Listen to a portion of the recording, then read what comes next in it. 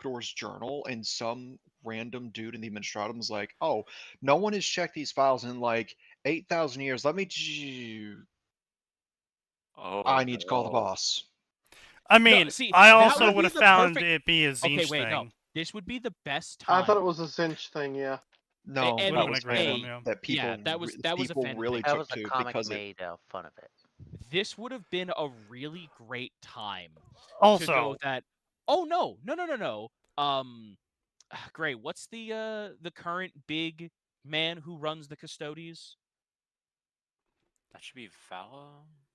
I mean, honestly, at this point, I Yeah, think Constantine. Yeah. It would have been great to be like, but- oh No, yeah, not Constantine Constantine. Valdor had a rockin' pair of tits. also, Why No, do you it's think the true. everyone reason liked why it? I was playing EU5 and locked the fuck in was A, because I thought it was Monday. Sneaky. Two, I sent you a message at 10:43 this morning saying I might be late to stream. but tonight. Max, you're actually good about reminding me about shit. So I just kind of just like, I saw the first part, might be late, went, okay, Max is just letting me know next stream he's going to be late. Not that the stream was today, because today is Tuesday. Your brain auto-completed. In You the got worst Monday. way. Y'all have a wonderful night. See you. Okay, what's up?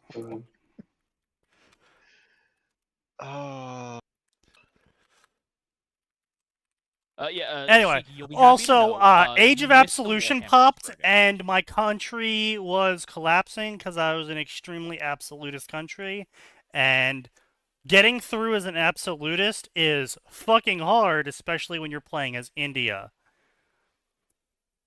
Yeah, he's playing as the R Northern did not Empire. redeem? No, actually, because in EU, you can magically add IQ points to your entire population. There is literacy. We're actually a very literate country and very progressively industrious, yeah. But So, yeah, basically, magic. to succeed as India, you have two choices. You have either to play an extreme diplomacy game of extremely slow annexation, and let me tell you, there's a lot of people that start in way better positions than you. Alternatively, you can eat the Muslims. Eat the Muslims. It's very Not- important, yes, because the Muslim countries take slaves and India doesn't. And so if you take if you pick a fight with a Muslim country and they have slaves of your population, accepted populations, you can demand as a war reparation that they release all of their slaves to you. And all of the Muslim countries in India start off with like 20 plus million slaves of your culture if you navigate correctly and you choose the right cultures. And so I got a huge jump start early on, but because they were a massive power at the time, pretty much everyone around me hated the fact that I was fighting and the fact that I was gaining power rapidly, so they all got super antagonistic with me. So I couldn't play the diplomacy game because also the Sultanate of Delhi was eating everyone as well. And so it kind of turned into a race between me and Delhi, and then Delhi collapsed, and then it became a race between me and Orissa. And then you ate Orissa. I have not eaten Orissa. I've focused on eating the Tamil Kings. I am massively hindered as India, I will say. There is three things that massively hinder you as India. One, all of your population, for some reason, is obsessed with lacquerware. Is anyone not aware? It's a special kind of pottery using lacquer. They're obsessed with it. Like, I have a negative 3,000 deficit of lacquerware in my markets because I can't fucking make it. And I can't trade for it because no one near me fucking makes it. It's a European thing. So I don't even know how my goddamn peasants found out about lacquerware, but they're insisting that they goddamn need it. A So bigger they're question. Yeah. Who are the peasants affording this highly rare and exotic art? Fucking That right. well, that's a very good question. My response to that is I'll they give are you- my largest tax base by like times 5. Oh. Because I heavily invested into raw goods, which they harvest, and to give you an idea right now, my current tax base is equal to that of 1400s France, Spain, England, and the HRE combined. You gotta pump those up. I am working on it. I have only eaten half of India. But yeah, so that's why I had constant rebellions, and then the absolutist age happened, and then everyone was really, really, really, really angry. And that let's just say sneakyflation occurred, and chalk it up as a vector. Inflation. Yes. All right. It's where I take out obscene Oh, levels of no. loans to pay out everything, and then I jack up the inflation to ridiculous levels, and then I pay off all the loans, and then I go into a drought of minting to drop the inflation back down to nothing. Why would you pay the loans off to begin with when you could, I don't know, go to war and not pay them? Or is that not an option? I don't have the option of not paying the loans, yeah. Because you gotta has to keep in pay the mind loans we're all on the because gold the- standard still. Yeah. Well, I can't just invent money, but I can print more of it out of the mines. So inflation. Yeah. Yes. And then I stop printing Okay. it for a while. But I inflate the currency to pay off all the loans by devaluing the loans. And then I Yeah, that deflate makes the sense. currency. That makes perfect sense. And I kept doing this in Yeah. Gray's game, because as the Hansa, not the game I was playing with Gray was the Hansa, not the current one. Yes. As the Hansa, I don't need to worry about anything, because the AI doesn't declare war on you. Well, because you're not real when you play the Hansa. Well, Excuse me? sort What? of. So the Don't worry Hansa about it. is one of the 3 European air quotes countries. The Hanseatic League, it's a canonical existence. Didn't last long, collapsed quite quickly once the country started to really get their shit together. But it's a building-based country in the game, and basically, I can build in anyone's cities if I have a high enough reputation with them. Because he's a merchant consortium. Yeah. Ah. And since I don't actually control any territory, the AI doesn't see me as a viable target. Even though they can actually declare war on me, and by declaring war on me, they can actually force me to shut down all of my buildings in their territories. But because I don't have land to take from them, I have like a massive negative modifier for them to actually target me. Huh. Because they're like, well, why would I fight this guy? I can get money out of it, but that's it. And he's not actually taking my territory, so why do I care? Also, every Never mind the territory fact I that take, he's- I improve. he's I bring become- trade. Yeah, never mind the fact that he's become the most economically powerful faction on the map. And if you beat him up, it's a free piggy bank. Give me a moment. I'll This get is it. true. I bring trade. It's economic ruin. because the Hansa get a special building Yeah. that gives them massive trade advantage in everywhere they build. I basically take over every market I can build in eventually, because it's a exponentially scaling thing where the more I build them, the more trade I do. The more trade I do, the more money I have, which means I can build more trade buildings, which means I can make more trade, which means I make more money. Which means I eventually take over all of the trade markets, completely cutting out 1/3. Completely cutting out 1/3 of everyone's income. Yep. Oh, so economic victory.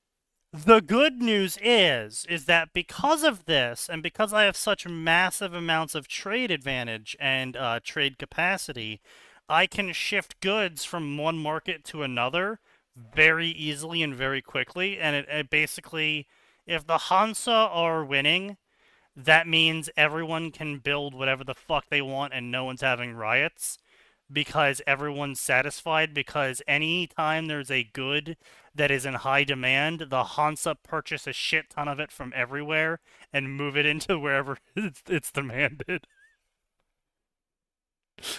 Yep. So it makes for an actually very interesting map because a lot of the events in the world rely on rebellions and separations and fighting.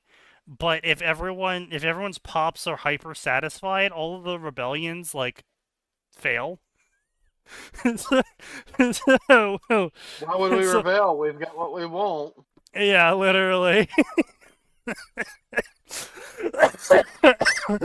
Like literally, better to be a poor peasant in India than to be a British guy over there. Like, oof. No, I mean they got their lacquerware or something. I don't know. I don't know why they need it. I don't. It makes no sense. It's very integral to not having a golden age of riots. You know what? Apparently, I still had a golden age of riots. I was making like 5,000 gold a month, but also everywhere was rebellion. Oh. Huh. Yeah. But that's neither here nor there. Let's talk about fanfiction. Damn it. Yeah. I think your economy was temporarily running off of warmongers. Temporarily. Max, I had like 1,500 antagonism points with every country. I had so much antagonism that the Somalians hated me and they had never even heard of me. I don't know who this guy is. Okay. But fuck I this have guy. heard so many This one is KOS. Who is he? I don't know, but he's KOS. Do we have a name? No, but he's KOS. China went around and embargoed me with every fucking country, and I was losing basically all of my trade value because I couldn't sell shit to anyone because China kept using their naval hegemony to fucking embargo me because they hated me. And so I was just like, all right, well, fuck you too, China. Spends 50k gold building a mega fleet twice the size of China. Fuck you, I'm the naval hegemony now. This is normal for him. So that's what I was doing between 7 and 8 o'clock. Why is my Google pink? It's because I had to choose a profile color, and that's the profile color randomly assigned to me. Google thinks you're a woman. No, Google thinks Elaine's a woman. That it does. Elaine isn't? Surprisingly, no. Despite being Swedish. Swedish. Elaine, the Swedish woman who is not in any way related to Sneaky. Yes, that is correct. He is not in any way related to me.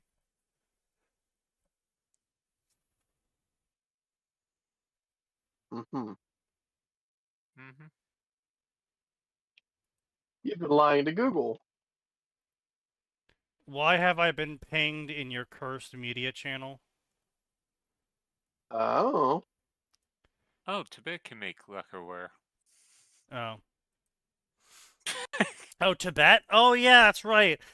So China had some funny things happening at one point. I look over at China, I'm like, how's China doing? And I see the Heretic Empire. I'm like, oh, okay, China. What the fuck? It's even worse.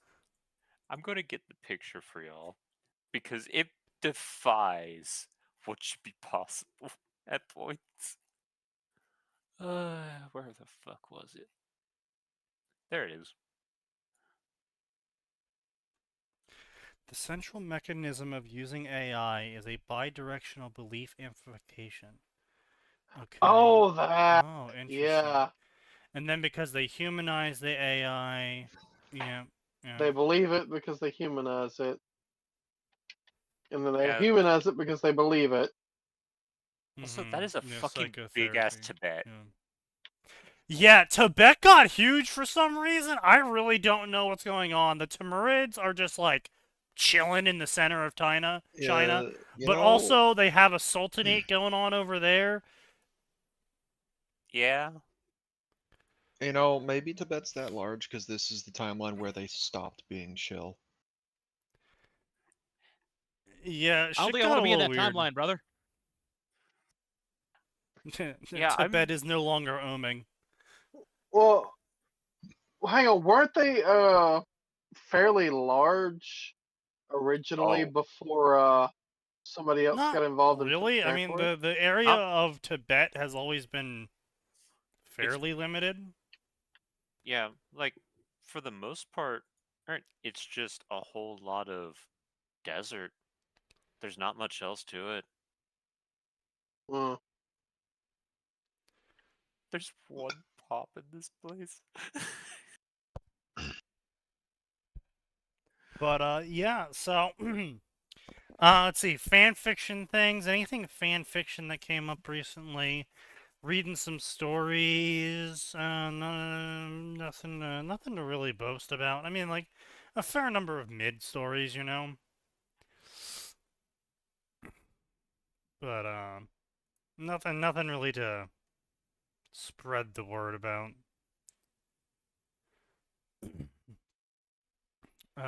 Blizzard continues to write fan fiction and fill the canon of. Fucking hate it. Yep, continues to ruin canon. Hate it so fucking much. Wait, how much? I mean, honestly, like, a lot of series are actually entering that point in time where a lot of the writers for the original thing that spawned the fans are either dead, moved on, or just stopped. And, like... Well, yeah. Well, I mean, like, like with Bethesda, for example. With Fallout and Elder Scrolls, the original writers are retired. Some of them are even dead. Yeah, some of them are even dead.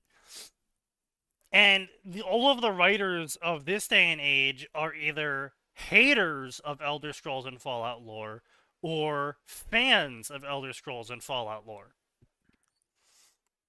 And the problem with that is, especially when it comes to Elder Scrolls, because of its very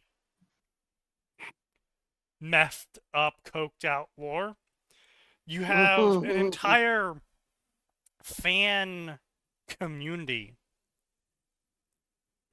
that is centered around interpreting and extrapolating from Elder Scrolls lore. Because, say what you will about Bethesda, but they've included something around like 563 lore books, full actual lore books of like everywhere from like 1,000 words to 15,000 words in the game. Like, those books that you see everywhere, you can actually fucking read them, and they're actually full stories. And some of them are even non-fiction in the game. So, there's a lot of lore that they just have fucking everywhere that they don't ever bring up, but it's there.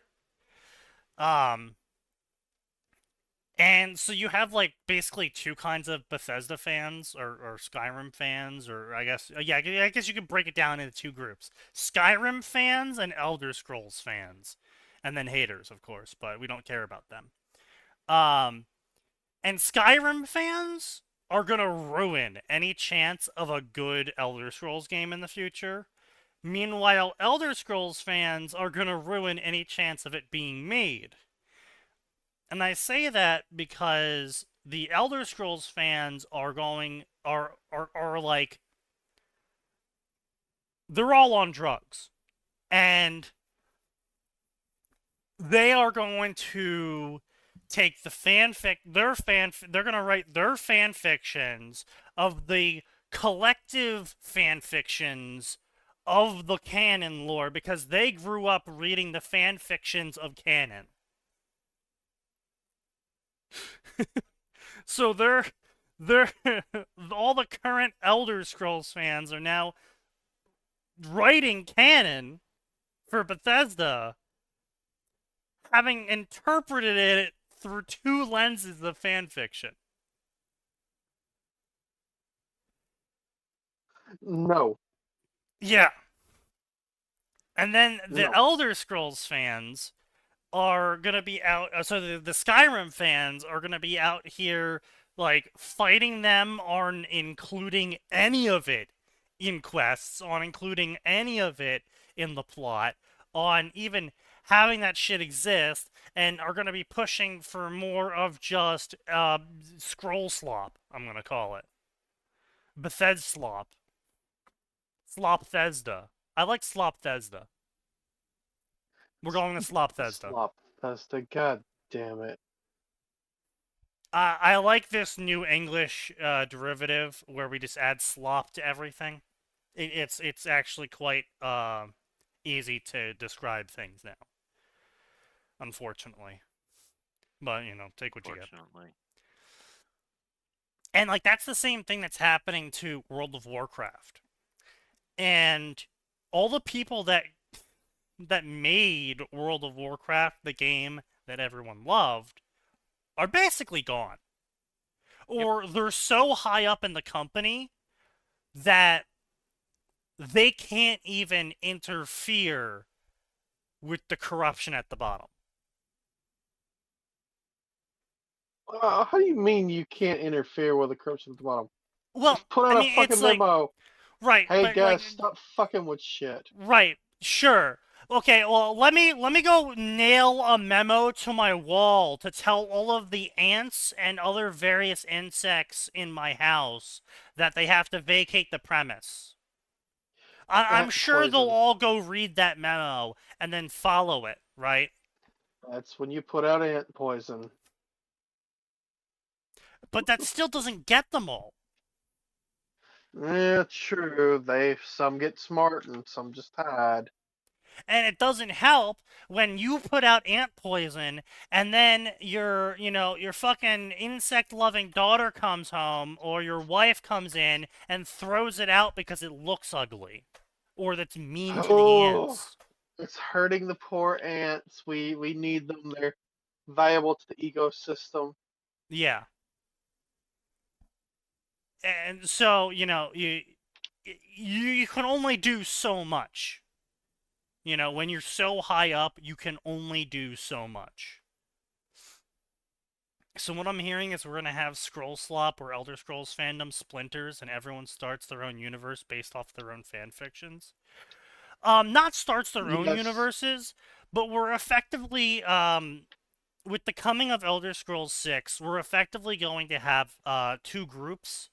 We're going to have Sky Sloppers, who just want God's most generic RPG experience, where there is no lore, events only happen to please you as the main character, and the characters are bland and are only there for you to either get paid by or kill. And then you're going to have the Elder Scroll fans who are going to be ravenous crackheads trying to make every little thing be filled with lore, but the lore is through 3 degrees of separation from the actual canon of the writer who made it all. Yeah, you'll never see anybody. You know, It would be taking like if meth or this, you crack know or what it would be whatever. like? It would be like if Wildbow hired a committee of fanfic writers for the sequel to Worm, because Worm has no sequel. And he Ugh. hired a committee of fanfic writers to write the sequel to Worm, but the requirement to be in the committee is you can't have read Worm, and you can only have read Worm stories. You consumed Wait, I'm sorry, Worm through what? the fan fiction.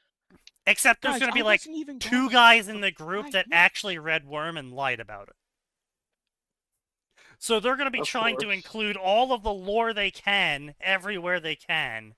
And everyone else is going to be including all of this weird fanon and the most generic, wider audience, enjoyment content possible. Also, you know, Infonagus does bring up another good point here. Everyone, make sure to laugh at Infonagus, because he is currently writing a fanfic in where his main original character, who's not a self-insert, is going around as a zombie apocalypse merchant inspired by Resident Evil 4. And his character is currently in The Last of Us. And as per his last chapter posted, he genuinely thought people were there to read The Last of Us. And not Oh. his story. No. They're there for an infant story. They don't care. No they don't one give a cares. fuck what. Like, No hold one on. Let cares me about The Last bring of up The Us. Last of Us, and I can show you how little people give a shit about The Last of Us. Let's see. The maybe it's under L. Yeah, maybe they removed the Last of Us, no. Oh, are we talking about the PS4 game? Last of That's Us. just Last of Us. Yes. Just Yeah, Last of Us. Last of Us. Oh, I don't know why everyone calls it The Last of Us, but they do. But whatever. I was calling it Last of Us. Well, I don't think I've ever heard anyone call it The Last of Us. No, it's well, titled The Last I of was Us. referring to it on Sign Server as Last of Us, and everyone was responding to me with The Last of Us. So, I don't know. Oh, I guess it is. My brain just always calls it Last of Us. Yeah, but anyway, so Last of Us has 1,600 fanfics. Huh. So this is a basically dead genre. Dead fandom. Dead fandom. All Sony properties are dead fandoms. Come at me. I'm shocked this one even has as much as it does, because I'm gonna be honest, Last of Us is one of those games. The first game is one of those stories that's tight enough, and the general setting is just Earth with a weird fungus mutation.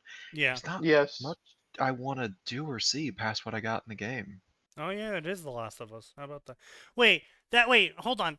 Amazon calls it Last of Us PlayStation 5, but the fucking title is The Last of Us Part 1. Well, I'm the link is Last of Us. The title is The Last of Us.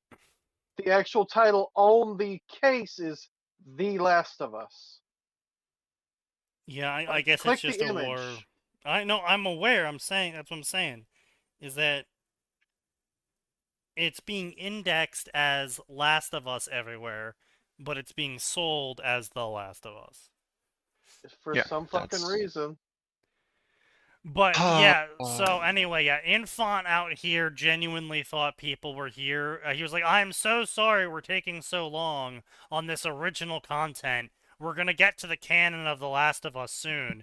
And literally everyone in the thread was like, "I forgot we were in The Last of Us." No. I don't care that we're Killionaire, the last of the TV show did not murder the fandom. What happened was part 2 murdered the fandom. Then the TV Yep. show managed to bring a bunch of people in, and then season 2 of the Murdered TV the show fandom did again. the exact same thing. Yeah. And the Well, best did part is season- people who were huge fans of the first game, like actually season 1 was pretty solid because it was almost a perfect recreation. They just took some liberties because whatever. And a lot of them were like, I can't wait for them to screw it up for season 2 and watch all these new fans feel our pain. What's even funnier, right, is that the group that got the biggest fandom bump from The Last of Us, the TV show, was Boomers and Gen X. The two people who wouldn't have ever played the game. Right? Because pretty much you're not gonna, like, no millennial or alpha or whatever is going to watch the TV show in a significant amount that matters, right? So sure, some of them might have, but no one who hadn't already played the game in our generations is gonna be like, well, I didn't play the game, but I'll at least watch the TV show. Like, no. Honestly, you're a lot more likely to find people in like between 32 and 38 who are like, oh, I liked watching a full Let's Play of the game.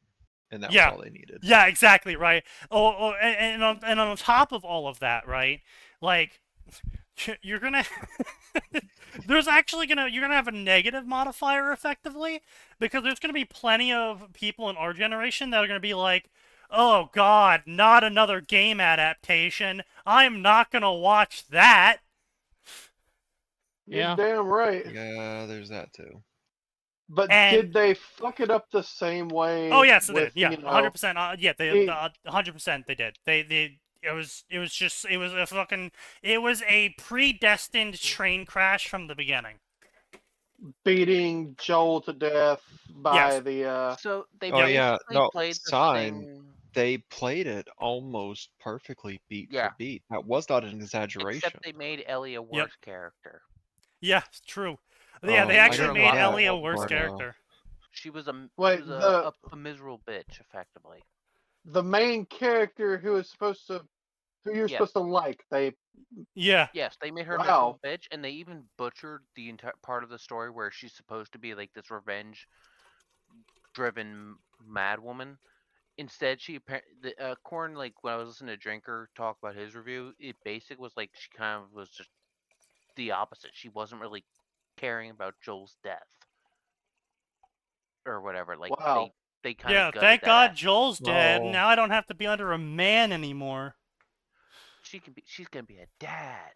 You know, that would have been such a good twist for the show of like Ellie's actually relieved that Joel's no longer there. Because now he doesn't have to see the monster she's always wanted to be. True. No, that would have been hilarious. Like, I can just start killing. Like, because part of the thing is he tried to teach her to be better than he was. Yeah. And her having one was like, I can't disappoint him anymore. I can finally cleanse the world of all the horrible people. Yeah, true. And just starts loading up Rambo style. That would have actually been a really great sequel, though. The Lord has given unto me a mission to cleanse you.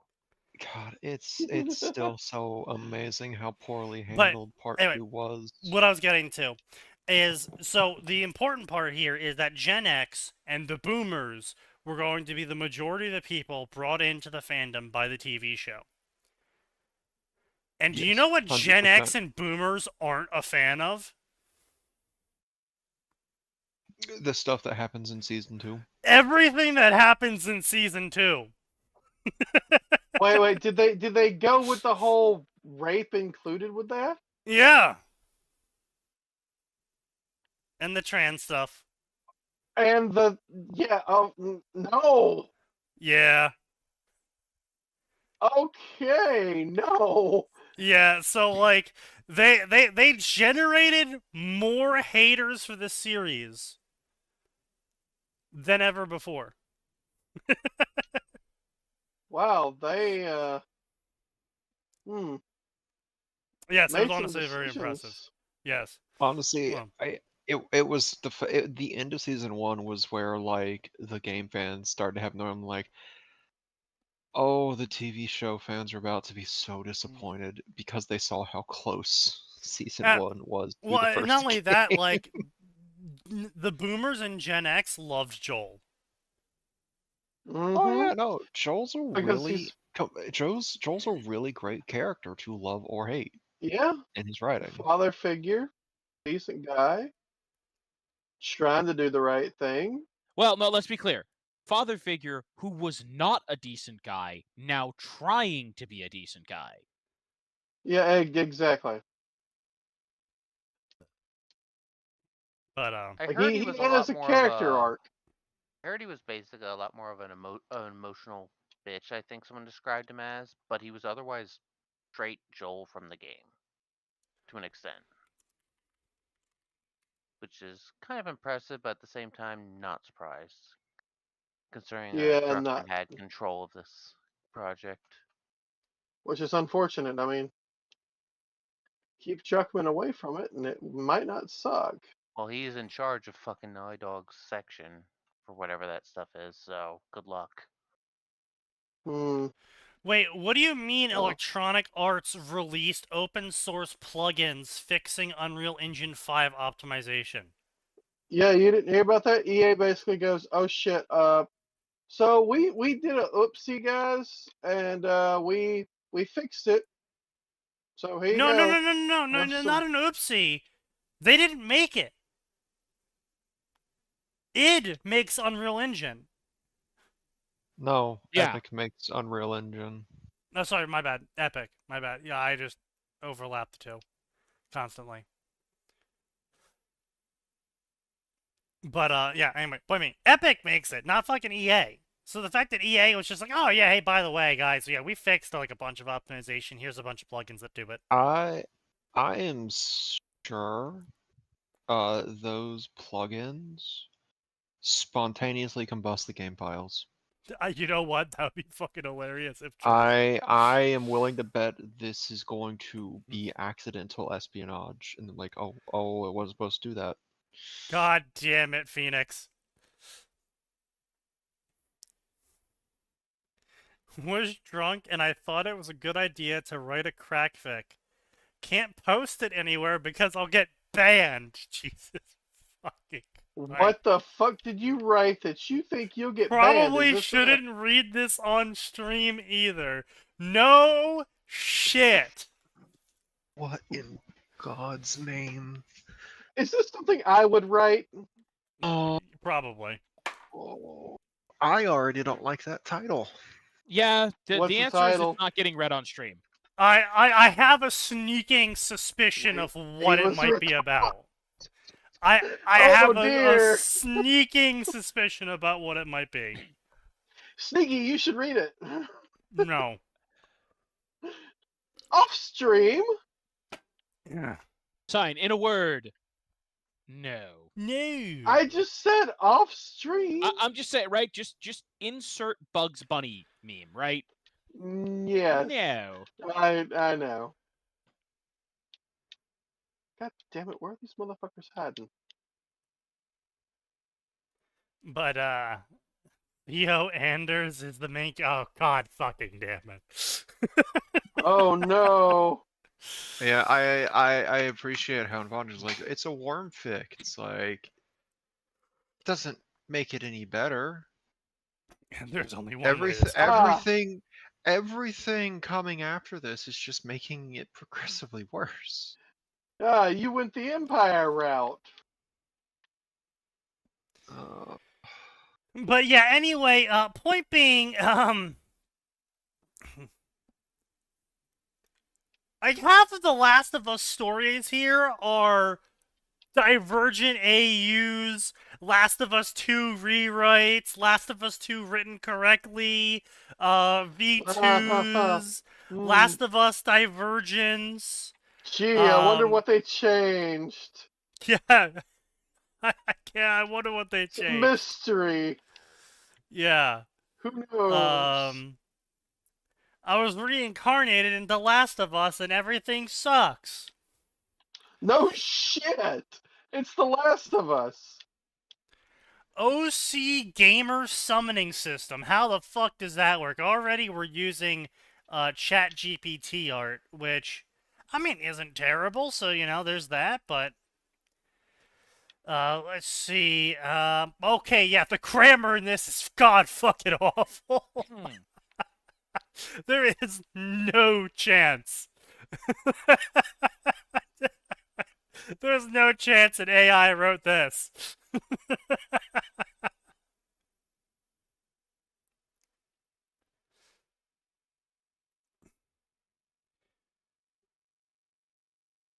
What is Infant fucking about now?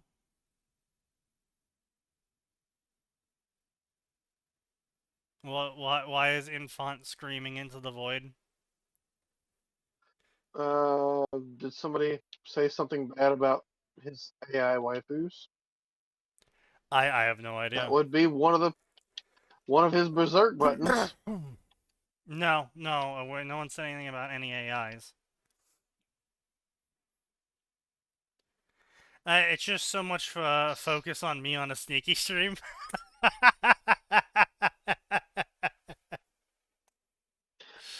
Pure dread. I'm just glad it's not shitting on me for a change. Well, I mean, you know, you already wrote a Spider-Man, post-Spider-Man in Batman story, so, I mean, you know, that's kind of its own self-inflicted injury. People like it. I'm aware people like it. It's because people like Spider-Man and people like Batman. Yep. It's also its own kind of pain. But it is its own kind of pain. Research alone.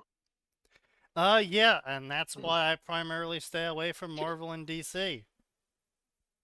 Too much shit. Too many redos. Too many, oh, well, in the Silver era. Oh, well, are you going to include X, Y, and Z bullshit that I've never even heard of? What about but these what about three the way of comics the that were spider? killed off? Yeah. We don't talk about that. But anyway, Sigh. Dot. Why? Dot. Why me? Why now? I was just about to write a review for Last of Us Season 2.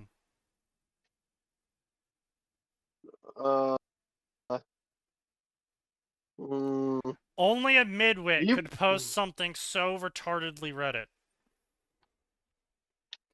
It was glorious. It was beautiful. It was my magnum opus of reviews I'll ever write. Eat shit. Bro. Touch grass. Bro don't need to touch grass. Bro needs to just... Until... Dot. Bam. Dot. Truck con go full oh yeah Kool-Aid Man style me through living room window. Ooh. Ooh. Right into me who was on couch about press send. Send? Send, yeah, so you could send the review. I wish I could have at least gotten a chance to play that magnificent game the HBO had dredged through the mud. Magnificent. Really? Oh, I mean, he's probably referring to Last of Us 1. Would bite the executives in the ass after becoming a clicker on purpose just to fuck with them. Ha! I'm going to buy your game and play it to prove to you that your TV show about the game was bad. And you shouldn't do more of it. Yeah, this is so Reddit brained. This is crazy. Like, goddamn. Maybe I Okay. wait. Why am I still here? Aren't I supposed to go to Hot Beach Resort down below? Hot beach resort. Hot beach resort in hell.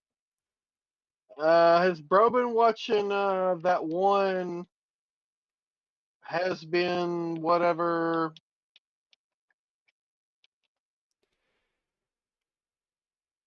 Because damn, dilly damn, do I know for a fact my ass ain't going near heaven. My browser history is so sus, it would make Slanesh do a double take. Oh, it's sussy, guys.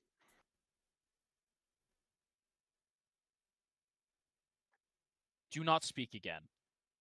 He's hitting too much of that sussy bussy. You have lost word privileges.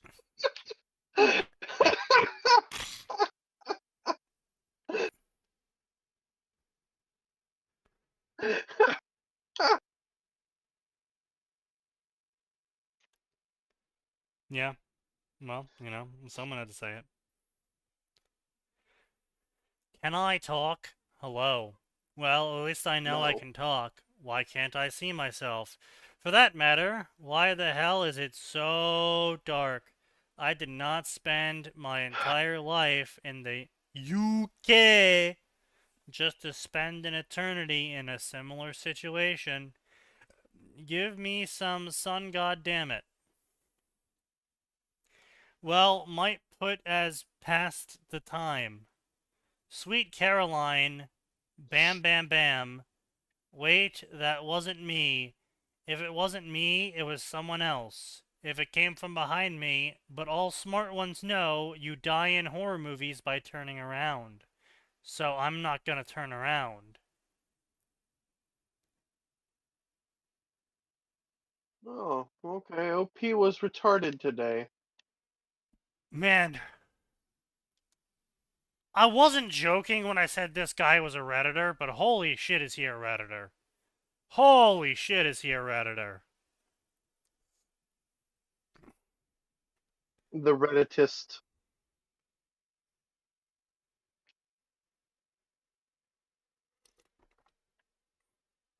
Mods can't take this man's balls because he doesn't have any. Well, I mean, Redditor, so no, he doesn't have any. Yeah. Come on, won't you sing with me? Maybe if I stand very still. You do know I can hear your thoughts, right? Fuck.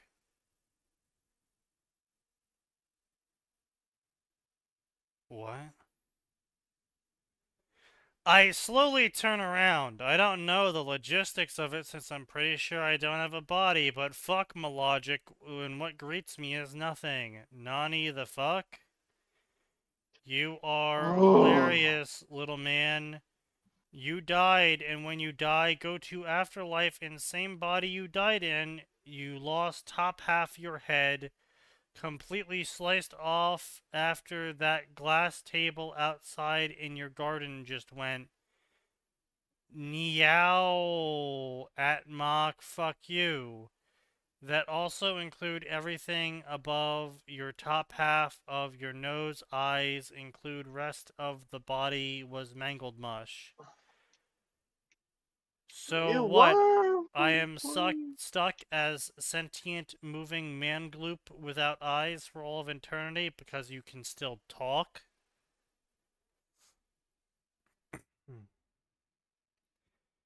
He's not just a Redditor. Bro is a power mod. Mm, Do you think he has a Discord kitten?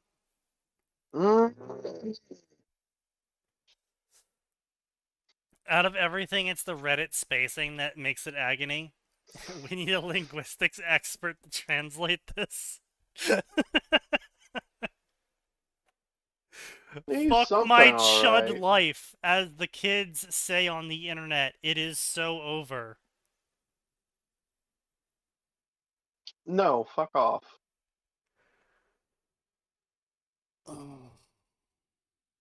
Look, I'm gonna be honest here. I love memeing. Right? Yeah. I love memeing. I love saying the cringy phrases. I love the phrases that the internet invents sometimes. I love that shit. I never want to see it in a single goddamn story. I don't even care if it's fan fiction. I don't want to see it. I don't want to see Sussy Baka. Like, and this isn't even like, oh, well, you're okay with your slang being in stories. No, I'm not even okay with my slang being in stories. We have a bingo slot making fun of people who put random Japanese phrases into shit, because that's what my generation did back in the day. I don't want to see any fucking slang in a story. Period. My generations, Gen Z's generation, Alpha's slang, I don't want to see any fucking memes. I don't want to see any fucking slang. I don't want to see it. It's stupid. It's lame. Yes. Yes. The slippery slope argument can't be denied. Exactly. Because soon we're gonna have people fucking publishing real books in English Pidgin. Oh, God. Oh, no. I mean, we could just go to the BBC and see how much of a fucking joke that is. Makes you sound like a goddamn retard.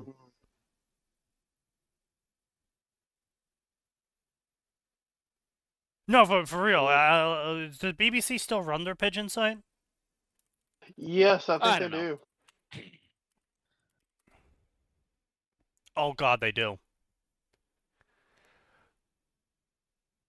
Not surprised. We no pay ransom. Kebi governor talk as 24 schoolgirl bandits kidnap regain freedom.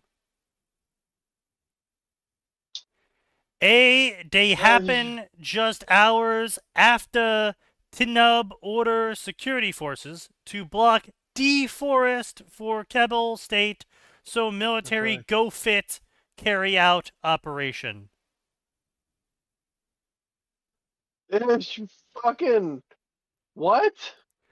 Why U.S. label cartel terrorist organization? Who dem be? Who dem be? I wish this was a parody site. It's not. No, I know this is an officially run news branch of the BBC. All right. That's destroyed my will to live. I'm gonna go get dinner. That was all it took to destroy his will to live? Femcide. 140 women and girls, they die every day, the hand of the independent partner of family member. No, see, Sign, I'm reading ahead. That's what killed my will to live. Oh, it gets better. Gotcha. Worse. We mean say they kill one woman every 10 minutes.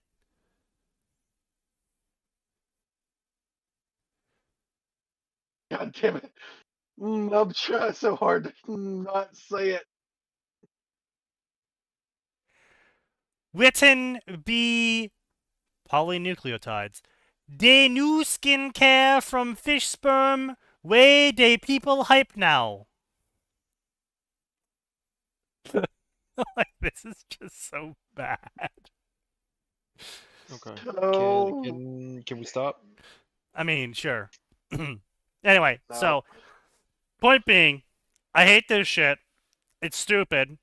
I don't think you should degrade the English language with slang or accents. If your character wants to say improper English, fine. I'm totally cool with that. We're not talking about it, Kill.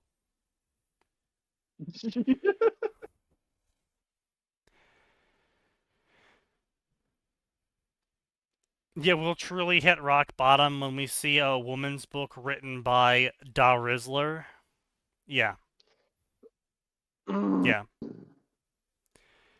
My face when people clap and cheers, they reenact 1984. Yeah. Yeah. It's... I don't want any slang. I don't want any memes. If you want to be cringe and shout memes in a story as your dialogue, fine.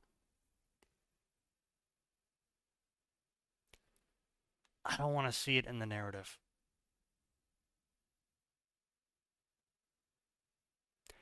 And I'm gonna be real, like I said, it is cringe, right? As much as I love, show me the way, right? Love that shit. Thought it was the funniest shit ever. Now. Yeah. I don't want to see them in a story, even if it's your character saying them. Like it's still cringe. I'll accept. I'll compromise on your character saying it, but it's still cringe as hell. It's still revolting to see, to have someone say that. Yes. Like, if I'm not in my group of friends, like if some random person just came up to me while I was outside, hanging with like Max or something, and we're saying some memes to each other, and then some fucking rando just comes up to me and is like, show me the way. I'd be like, okay, buddy. Hi, yes. Go away now, please. Fuck off and stay fucked off. Fuck off. Like, maybe if we're at like a card shop, maybe if we're at like a card shop or we're at some sort of event and some rando wants to come up and like try and autistically communicate with us, maybe I'll let it slide.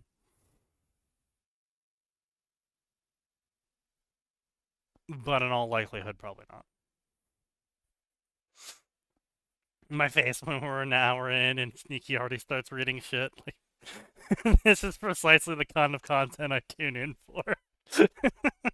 Well, hey, look, Infant, it's just a reminder how much higher quality you are than everyone else. Is that in what all we're seriousness? Yes, that's what we're calling it.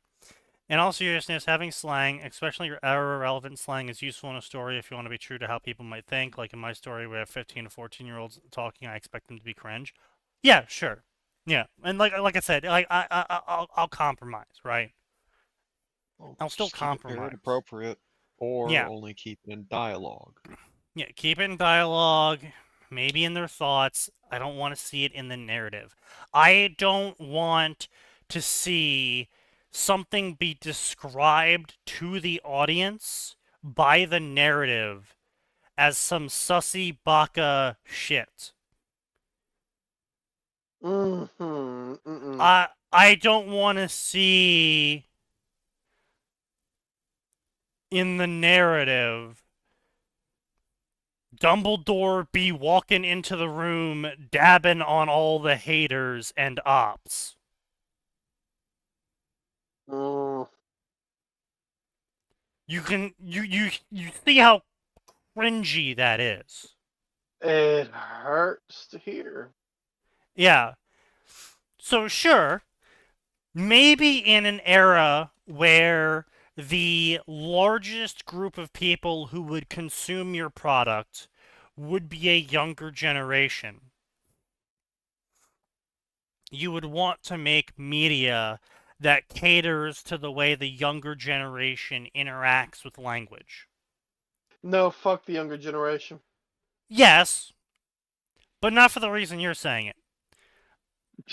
Gen Z and... Not where I was going. You walked into that one, sign. You've done this to yourself. I know. I did not do that myself. Yes, you did.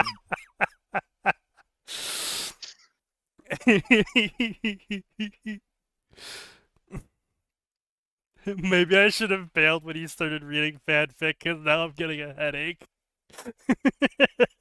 Good. Enjoy. Share our pain. Enjoy it.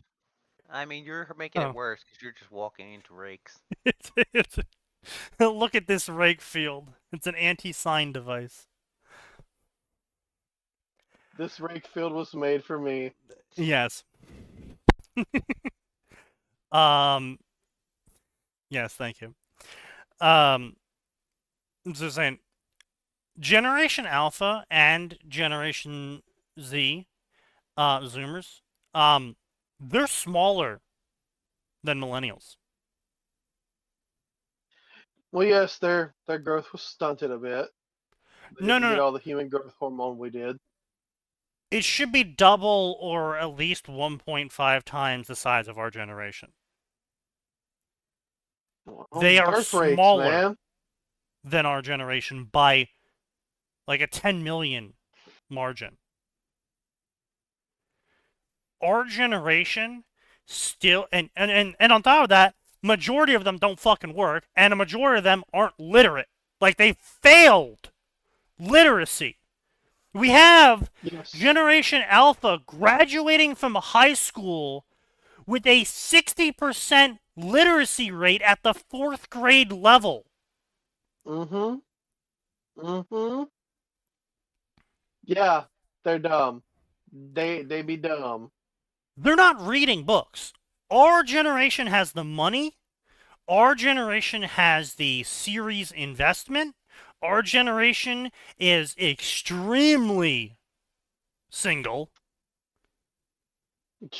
Unfortunately. And our generation reads still. We still read things. We're the ones that should be catered to.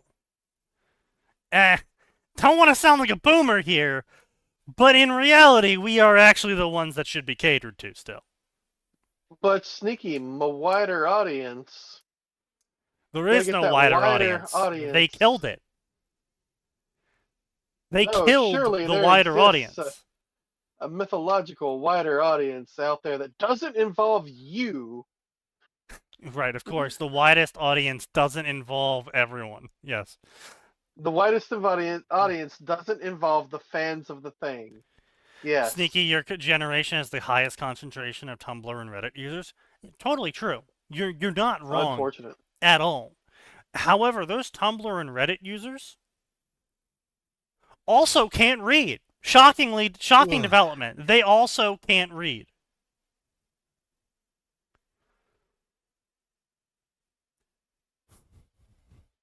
As I'm sure we've all seen from all of the fan fictions, and how they somehow cannot manage to get any details of any story correct. They have AI to read for them. You're right, my bad. The AI can read the story and give them a SparkNotes version of the story. And yet, I hate somehow the AI reading is worse than just text to speech. True. Yes. And then that's still going to be too long for them. So then they're going to feed it into the flashcard device. Do you guys know about this? No. How So- cursed is it? Well, it's actually kind of not cursed, but at the same time it kind of is.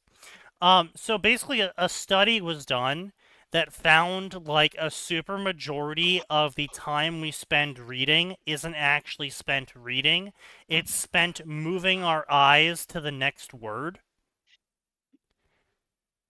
And so they have these like speed reading websites where you can insert all of the words of like a news article or something into the prompt, and it will center every single word into the same location and then flash through them at a, you know, like 800 words per minute or 600 words per minute or 1,000 words per minute rate, and it can condense a crazy amount of words. Like I actually tested it out one time, and I read at like a 1,400 words per minute rate when I didn't have to move my eyes.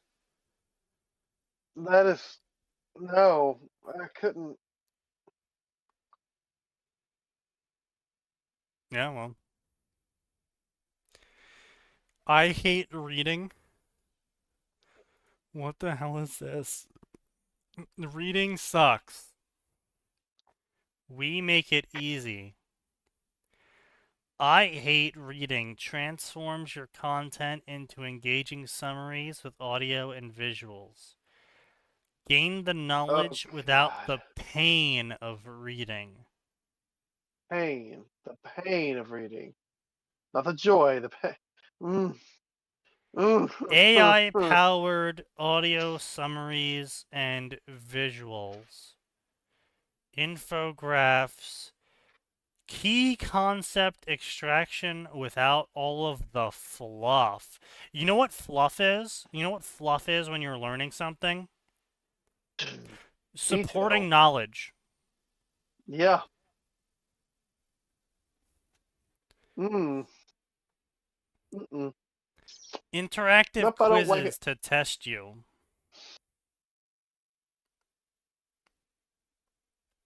Oh, you can pass a quiz about this material. That doesn't mean you know the fucking material. Yeah. If you read flashcards about The Hobbit or The Lord of the Rings and you memorize all the characters, the sequence of events and all that shit, that does not mean you understood the story. when I think my classmate who's suspiciously good at multitasking is actually a cape, but I can't prove it.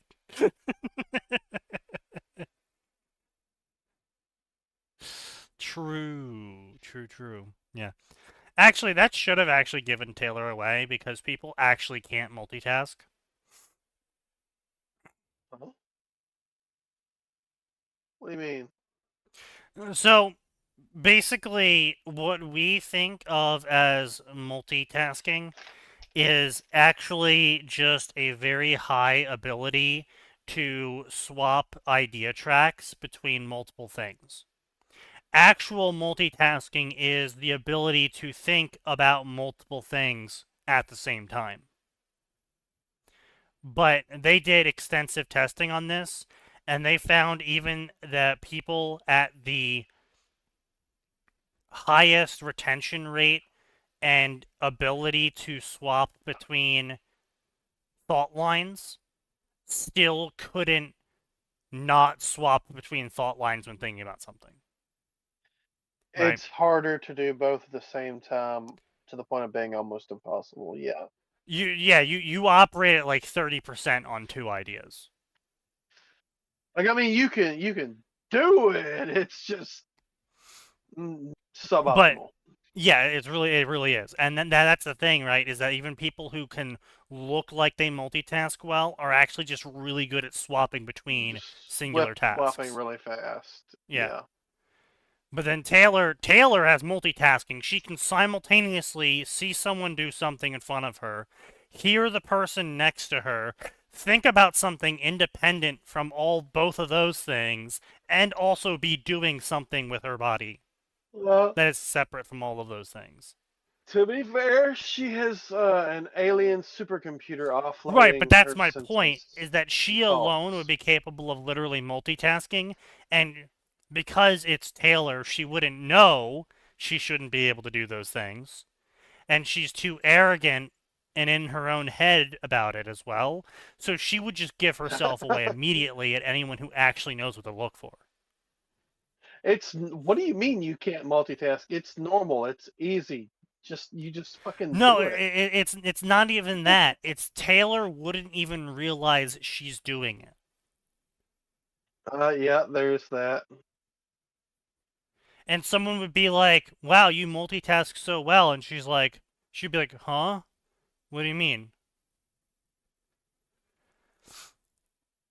Well, you're writing with your right hand and your left hand. At the same time, you're reciting this shit backwards. Unfortunately for everyone, all the teachers are washed-up rejects, and the students at the school are all drug junkie pipelines. Taylor actually being able to multitask would be a thinker 6 at minimum. Yeah, really. I'd like to the point I plan to give Taylor a Teal 3 ability instead of the basic bitch tier 1 that people go for in my HDT story I'm planning. Sneaky is mirroring my thoughts. Yeah, exactly. Yeah. You know, like. Well, I mean, remember those ratings are threat ratings, not ability ratings. Yeah, but like, think about this, right? If you're literally able to watch a video with no audio, have another set of audio in your right ear, a set of audio in your left ear, and you're able to practice something independent of what you're looking at and hearing in each ear, you can effectively get like 72 hours of training in a single day on like 4 different things. Yep. And yeah, you would rapidly scale out of proportion just by being able to multitask. Unfortunately, Taylor's not smart enough to fully take advantage of that. She's too far up her own ass to. Yeah, she's massively up her own ass. Yeah. It's like, seriously, get off the cross, bitch. Move, bitch. Get out the way. Left eye, quantum physics. Right eye, military strategy. Yes. Yeah, quite literally, yeah. Being able to respond to multiple targets across various locations with full attention would be a nightmare for the PRT. Yeah, I mean, she could quite literally do a helmet with a bug eye cam that lets her see effectively 360 degrees, and she would be able to interpret all of those different channels as long as they were put inside of her conical vision. And you could quite literally make her dual wield guns, and she would be able to, with enough training, effectively shoot 2 different targets and calculate the trajectories. No. No calculating. No, she needs to calculate. Reminder. With just multitasking. Okay, not just bugs. Yeah, no bugs, no swarm vision. Okay. Just multitasking. Okay. Yeah. Then yeah, she. Okay, look. I'll say this as somebody who uses guns and has experience with them. There's no calculating. You eyeball it. You know your. You don't even have to eyeball it. If you know your body feel, your proprioception, you point, you shoot. Sign, what the fuck do you think proprioception is? Your spatial awareness of your body. And what do you think that is?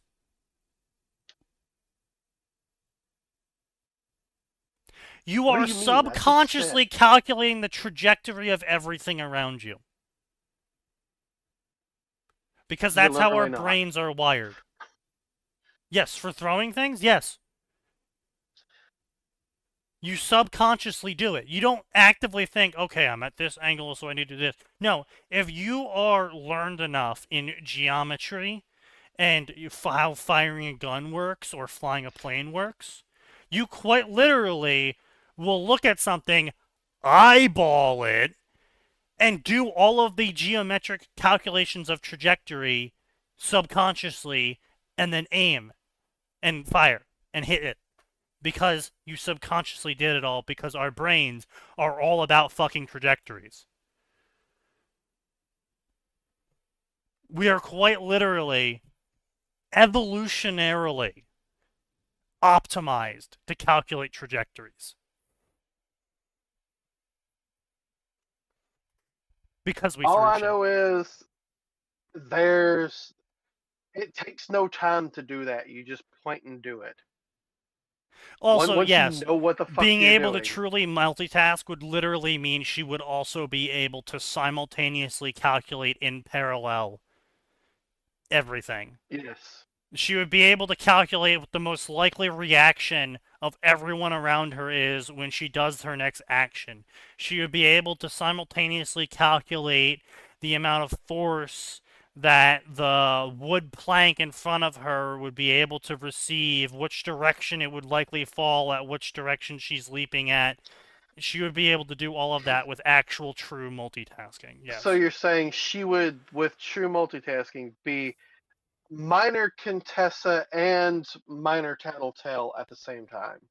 Effectively, On yeah. top of I mean, if she Anyway. her biggest limiting factor when it comes to multitasking would be her own intelligence cap and her own No, understanding. I don't think her own intelligence cap, because I seem to recall the Shard did a lot of that, just The without her shard input. the shard's handling the parallel processing, but she's still getting all of the results. Yeah, but it's not like it's slaved processing. So like her shard handling every bug isn't it's not processing the bug's senses for her. It's just funneling it into her brain in a way her brain can understand. But it's still only thinking as fast as she is. Oh, no, hang on. Excuse me. No, it's only thinking as fast. It's only thinking as fast as she is, but it's thinking on multiple streams. For the multiprocessing, yes. That's what parallel processing is. Yes. Hang on. I had a point, but it slipped my brain when I see Okay, it. so I'm going to put this into CPU terms. Multiprocessing is like having more threads. Multi-threading. Taylor, however, also has a gigahertz cap. And once she reaches that gigahertz cap, she can't process faster. Like, with a better CPU, you can render faster because you can render more in one moment.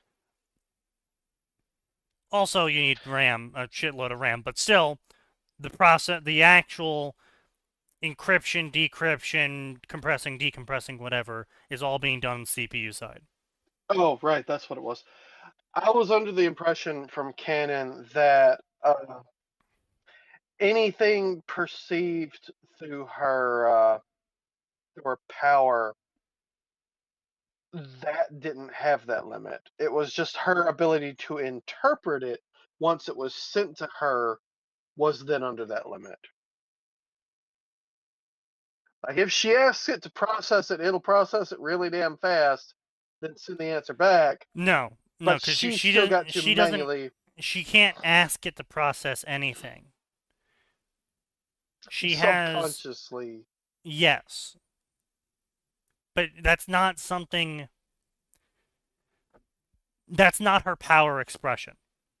Her power expression of multitasking was expressed for the need to parallel process every bug's consciousness and sensory input simultaneously in a way that her brain would be able to cope with the data.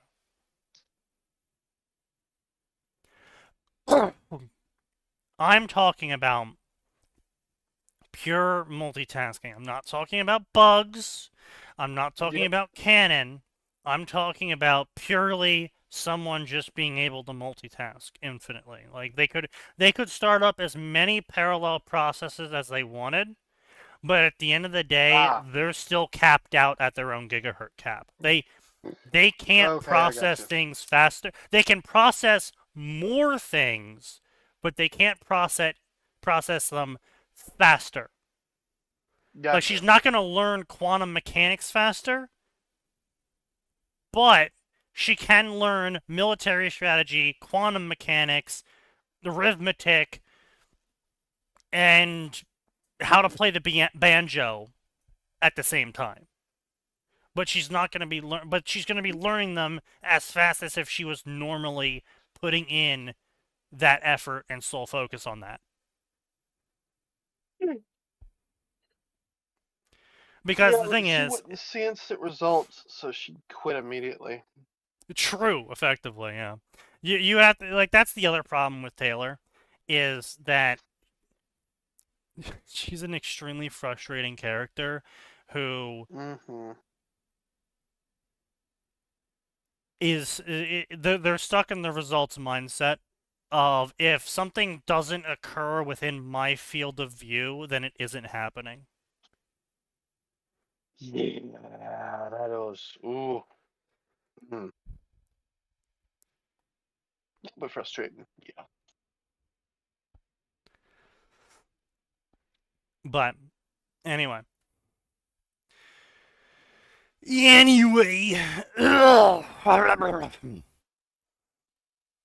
it, I took a fucking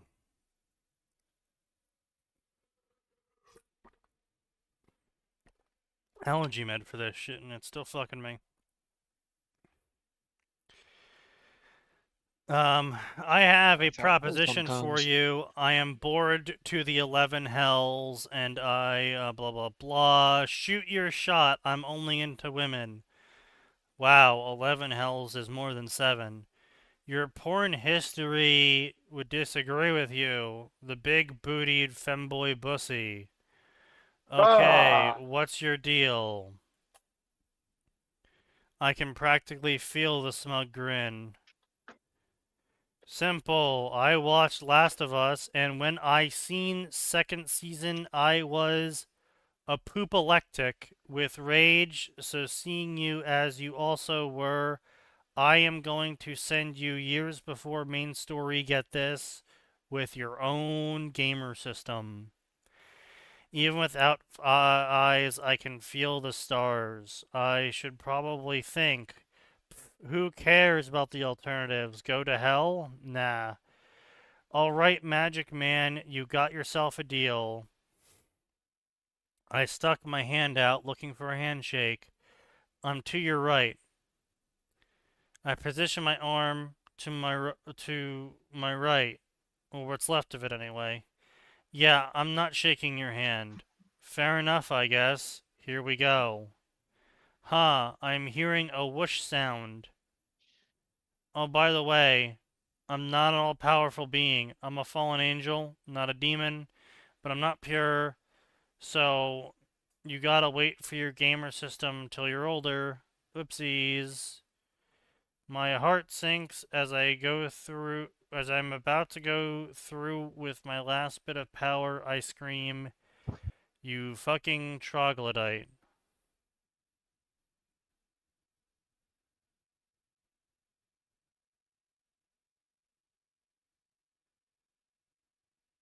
That's it.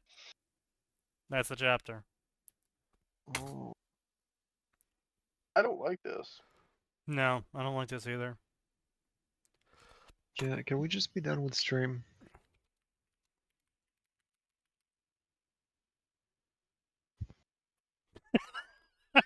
Like, this one's not even funny to...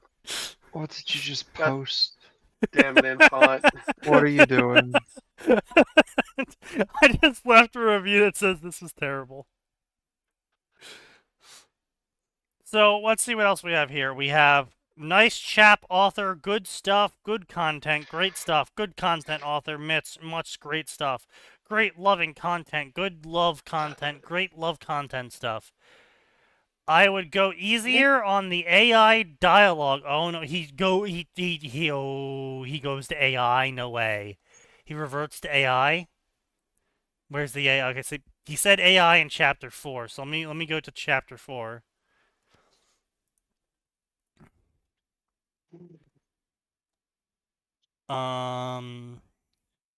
Yup, there it is. I see it. And that explains why the grammar suddenly got better. He started having the AI write for him.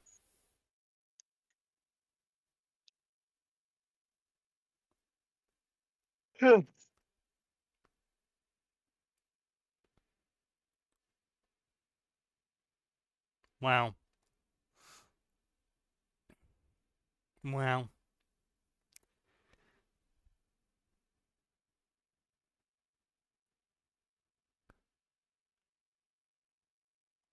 I'm sorry, what the fuck? I'm inside of the warehouse.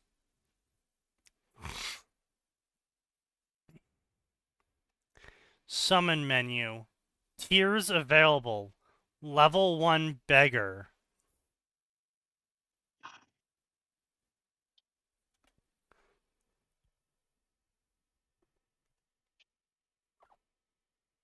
What?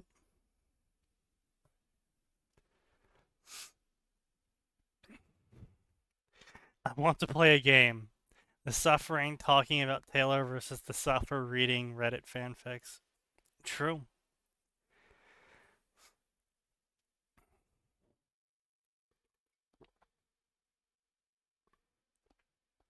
Taylor gets a pass, being the closest thing to first-person omniscient that we've seen in a while. I can feel distinct from here. Yes, true. True. So he summoned someone, static, man landed groaning, late 60s, gray stubble. Cal, is that you? Yeah, shit, I thought I was a goner. You dragged me out of there, huh? He looked like someone who hadn't just arrived, but someone who thought he's been here, like a memory slotted into place. Well, that's fun. I saved you. From what? Yeah, I got you out. Still hurts. You saved my life. I owe you. Gerald Rusty Barlow, level 2.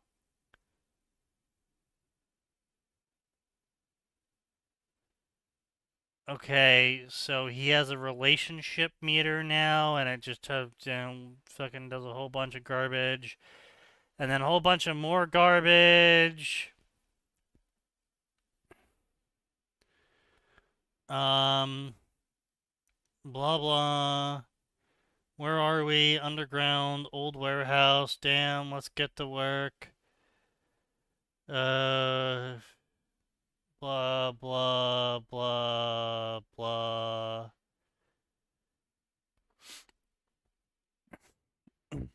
Okay, so we're going nowhere fast with this.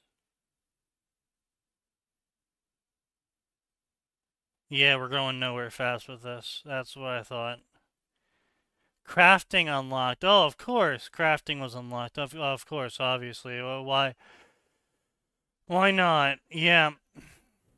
The sex sewer. Oh, very cool. I'm so happy you're letting the AI write for you, author. Yeah, you can really tell when the AI is writing and when he's writing. That is crazy. That's crazy. That's crazy. You know, we're talking about worms so much. Oh no. How is Worm doing these days? The Bible has more stories than Worm.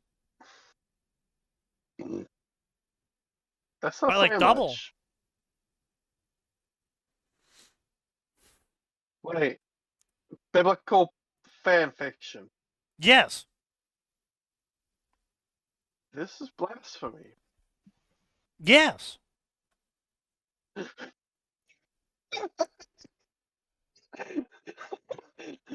That cheerful yes. All right. Yes. Yeah. Yep. And yet, here we are.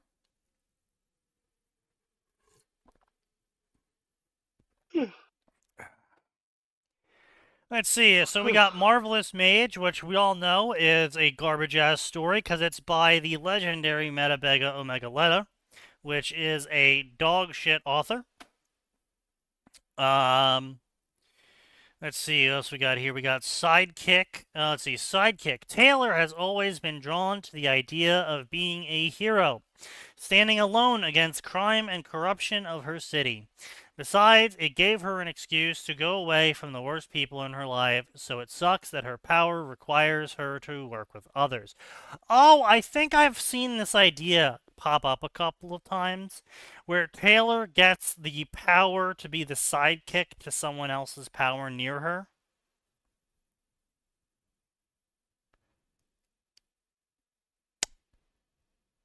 That sounds familiar.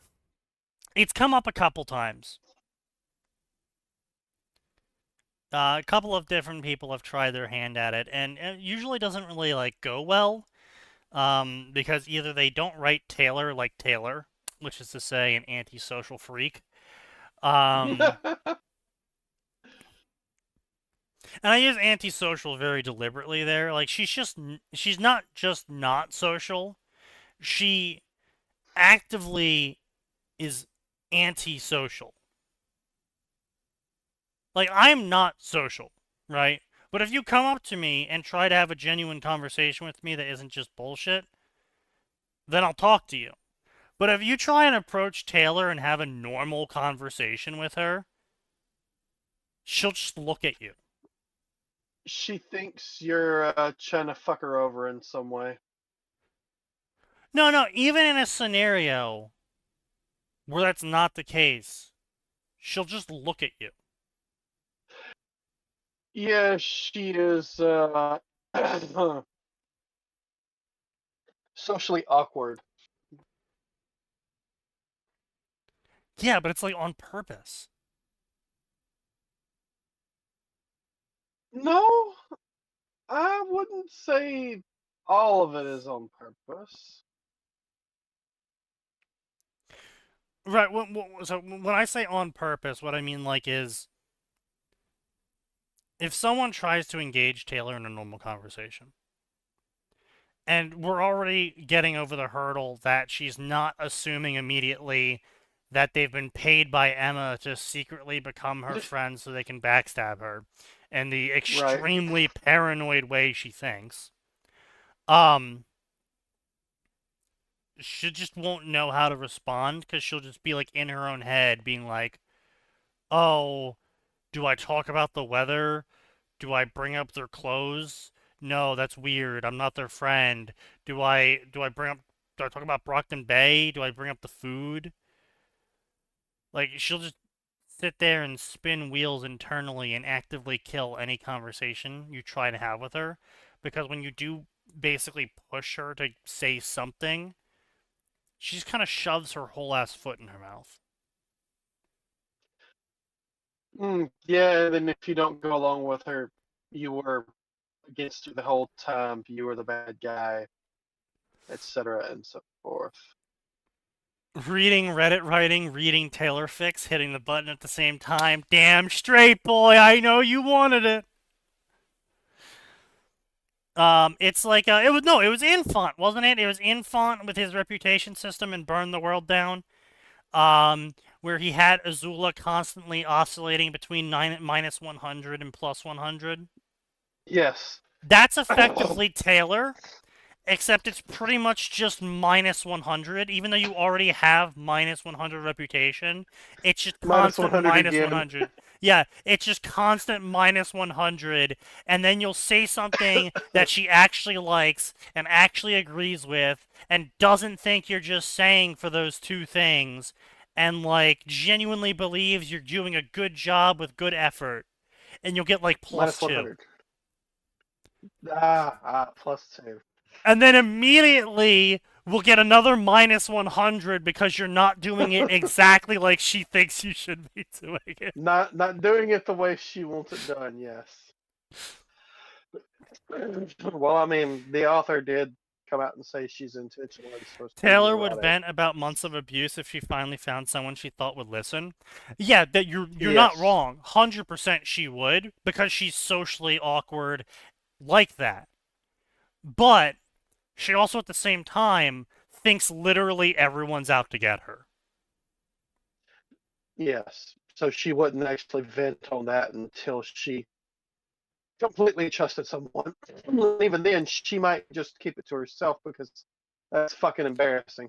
Well, not only that, it would be like, oh, it would make the relationship weird. Oh, I don't want to complain about it, then I'll sound like a complainer. She'll just invent That infinite too. excuses as to why she shouldn't bring it up. Yeah, yeah. And if you bring it up, she'll try to avoid it. Yeah, Most likely. pretty much. Like, so, as a story, Ironically- if you've got a... Ironically, Taylor with a soul bond from Harry Potter, fanfic, of course, Harry Potter fanfic. Yes, Harry Potter fanfic. That was Giordino's blazing fist. You are so right. Still funny as fuck. No, no.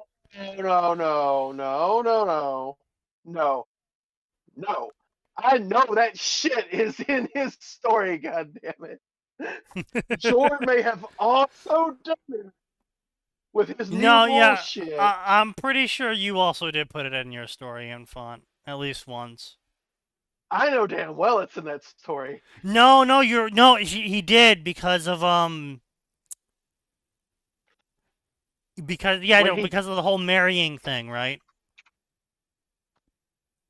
Hang on.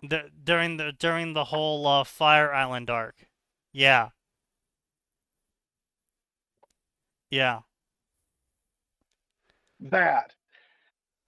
Yeah. She flipped from soon to dairy and back and kept going. I completely forgot I even put. Yeah. You forgot you put in Snowbody references? How did you forget that? People love that shit. That was hilarious. Poor Infant. He forgets all of the funny things he's ever done. What a sad way to live. Never remembering that you're funny. No. What an amazing way to live, because then he just goes back and rereads what he wrote and gets to laugh at it all over again, and it seems new. What do you mean? Like, I can go back and reread the shit I write, and I go, damn, I was so fucking good on That's some that. good lines. That's such a fire line. Right? I do have a few of those moments. I remember my whole fucking everything I've written. I remember like 95% of it. But I'll still go back and reread it and be like, damn, that was such a fire line. Yeah. Damn, I was cooking with this. Literally, Gray in the call with me when I was going over the chapter that I already edited. I'm like, damn, that was such a good line. Oh yeah, I added that. Damn, that was such a good line. Oh yeah, I added that. We should do this. It's already been done. Damn, We're on top good. of this shit. True. But yeah, so anyway, oh boy. Oh my god, is she actually wearing that? Gross. It looks like she got dressed in a dumpster. Maybe she did. It would explain the smell. Ha ha ha. Taylor ignored it. She thought she gone through it all before, just never deliberately. She glanced up, despite herself, scanning the mob of cretins. Madison, Julie, Emma, where was Sophia? The one time Taylor wanted her here and she was gone. The fact that she reacted at all only encouraged them. It's not like she's trying at all. I know, she's depressing to look at. I wish she would just drop out already if she's not going to try.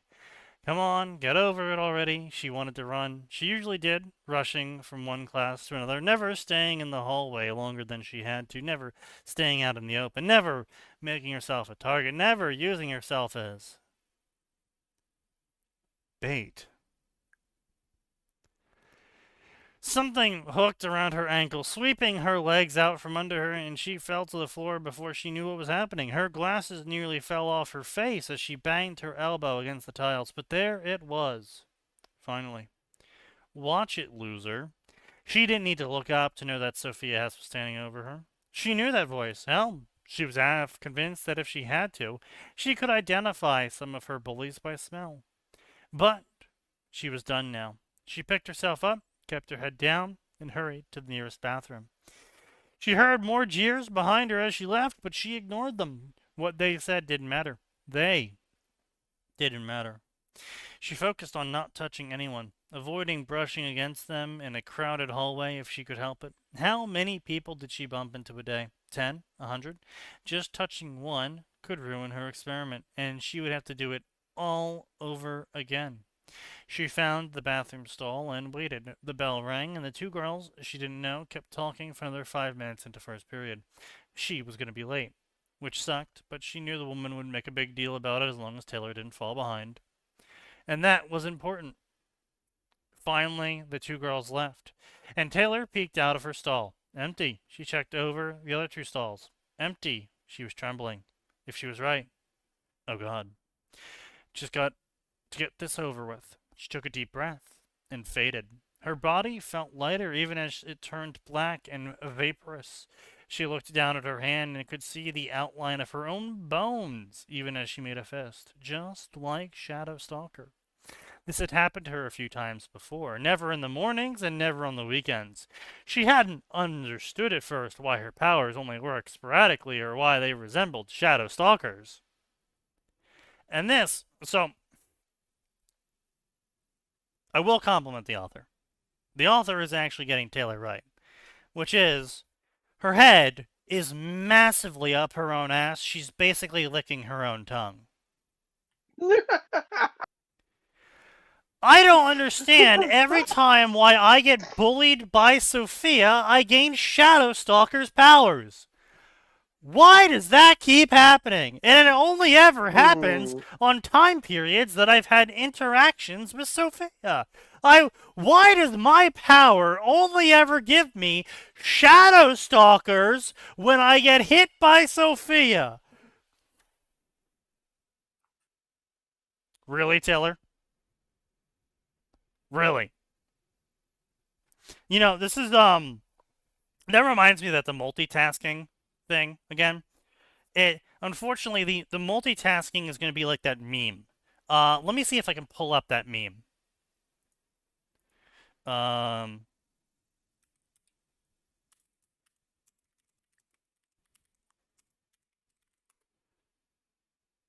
Is this it? Yes, here we go. I have taken a controversial new pill that accelerates my brain. Oh, so you're smarter now? No, I'm stupid. Faster. That's Taylor. That's going to be Taylor with multitasking. She's just going to be stupid in parallel. Yeah. More times per second. She's just going to be stupid more times per second, indeed.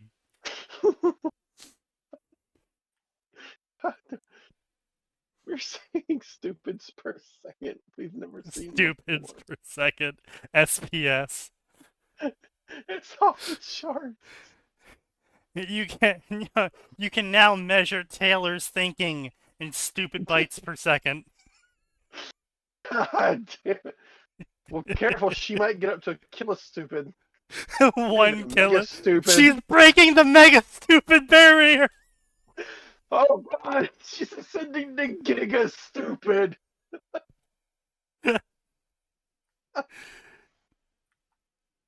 Yeah.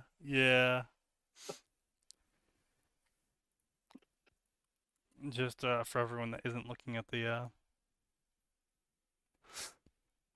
yeah, that is the slight problem with Taylor, is she's fucking retarded when it comes like, so here right, that's why I say her head's up her ass.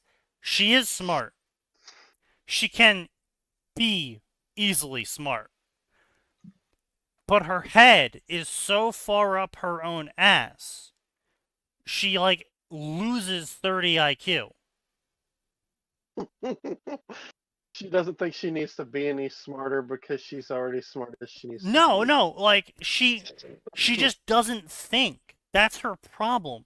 Is Taylor has conditioned herself to never think about anything. And so she just goes through life with gut reactions and first thoughts and initial impressions. And like anyone who isn't retarded or has their head as far up their own ass like Taylor does would have been able to piece together that they only seem to get Shadow Stalker, who is a teenage female, whenever they get bullied by a specific teenage female at school. Like, okay, so it never happens on weekends, which means it has to happen at school, right? Okay, but it doesn't happen some days. What didn't happen those days? Shadow Stalker didn't punch me. Sophia didn't punch me. Okay, so it requires Sophia to punch me. Okay, so then Sophia, who is a teenage female, and Shadow Stalker, who is a teenage female, I get Shadow Stalker's powers when Sophia punches me. Okay. Sophia's Shadow Stalker. Like, it's... You only really need, like, 2 instances to prove that. Like first time could be random. Right? I can understand not getting it on the first time. But the second time, maybe after a weekend of it not happening, you come back in the next week, Sophia punches you, you get Shadow Stalker powers. The devil's argument is that physical trauma triggers her powers? Yeah, that's what I'm saying. That would mainly come from Sophia? Yeah, but the thing is, right, why Shadow Stalker's powers?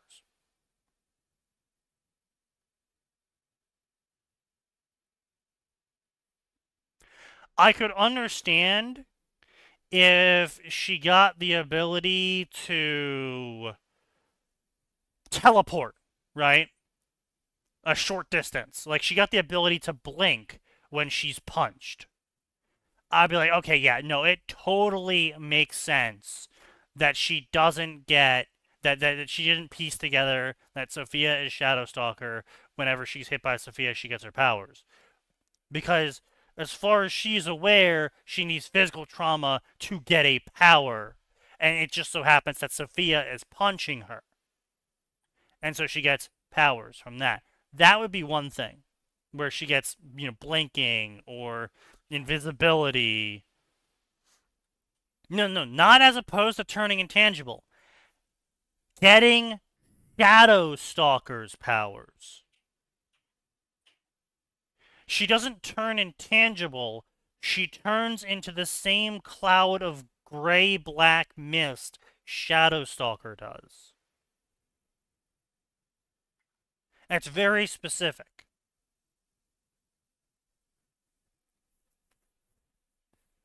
And it's specific enough that any reasonable person, note, very few of those exist,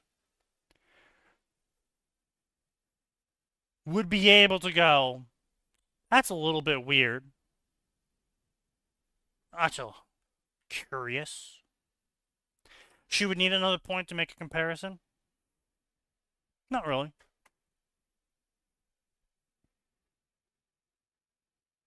Again, could be a randomizer thing, right? Could be a randomizer thing. It's like, oh, you get punched, maybe you develop Shadow Stalker's powers. You get punched again, and you develop blinking powers. Okay, no longer assuming Sophia's going to be Shadow Stalker. Occam's razor. If you get a different evasion power every time you get physical trauma, I'll be like, okay, totally reasonable why she wouldn't be able to piece that together.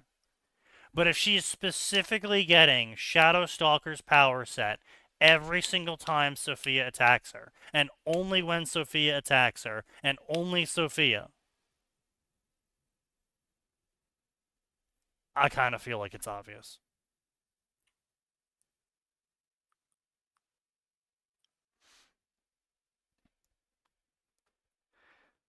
Not even meet another cape necessarily, but maybe get in a physical altercation without Sophia and the powers aren't there. Yeah, like literally, yeah. Do people know how the Butcher works? Oh yeah, no. Everyone in the world's aware of how the Butcher works. Well, cape-aware people are aware of how the Butcher works.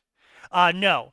They are not aware that it goes to the closest cape when one dies. They assume right now that it goes to the killer. I'm not sure if they know it can go to just the most nearby cape. But I do know everyone's aware that you can't kill the butcher because then you become the butcher. That is, everyone's aware of. I'm not sure about just proximity. She gets punched, she gets powers, but what if I get kissed? Fic immediately gains 600 Guerrillion awards. Yes, true. Yeah, that would definitely be an SB thing. Yeah, they would do that. Yeah. Devil's Advocate is that she pulls the closest power that's useful to her situation. Oh, 100%. Totally. Yeah, no, I could absolutely believe that. But again, the problem is, right?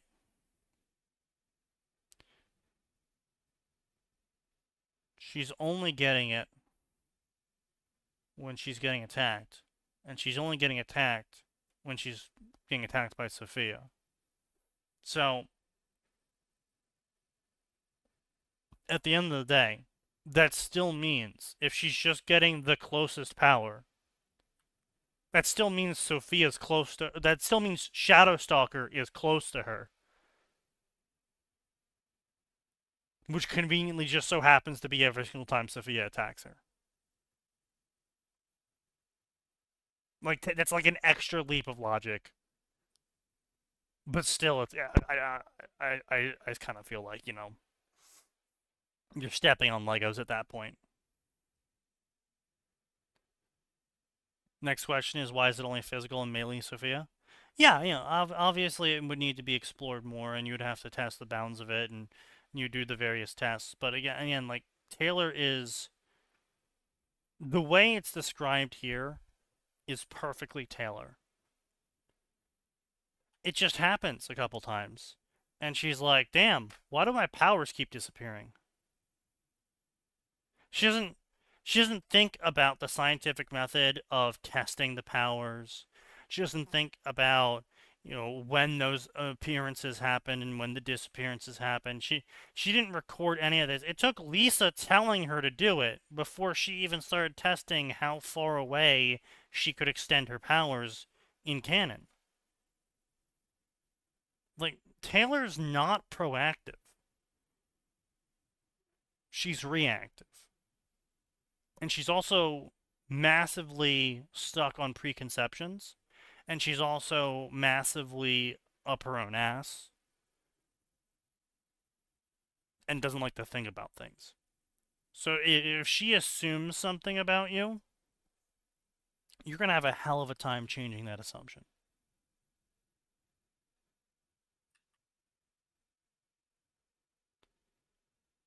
Funny enough, Glory Girl is kind of the opposite. Where she jumps to conclusions and then oscillates wildly between them.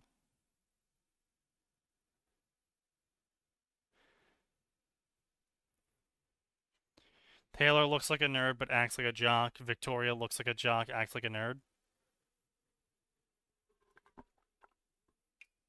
There's nothing acting about Victoria when it comes to being a nerd.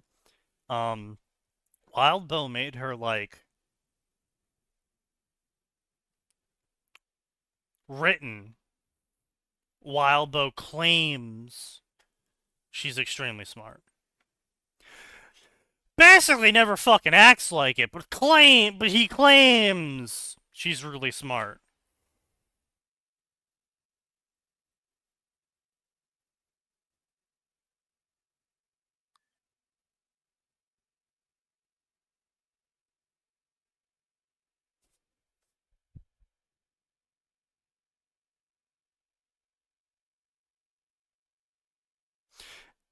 You know what, Infant, that post just made me really think.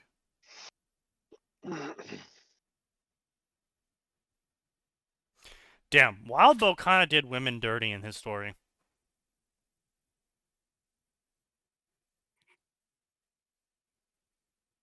Like,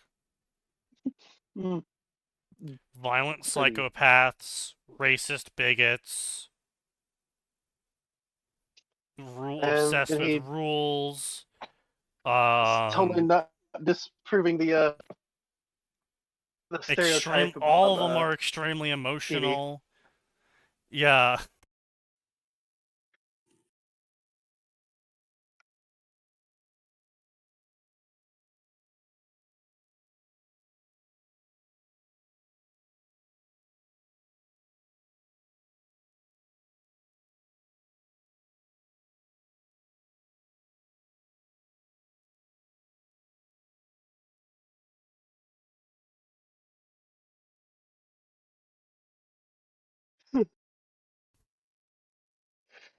That's because he's from Toronto. True.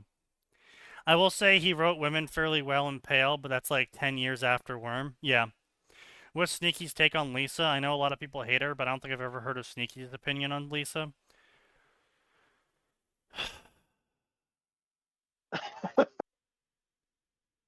Lisa is a complicated character.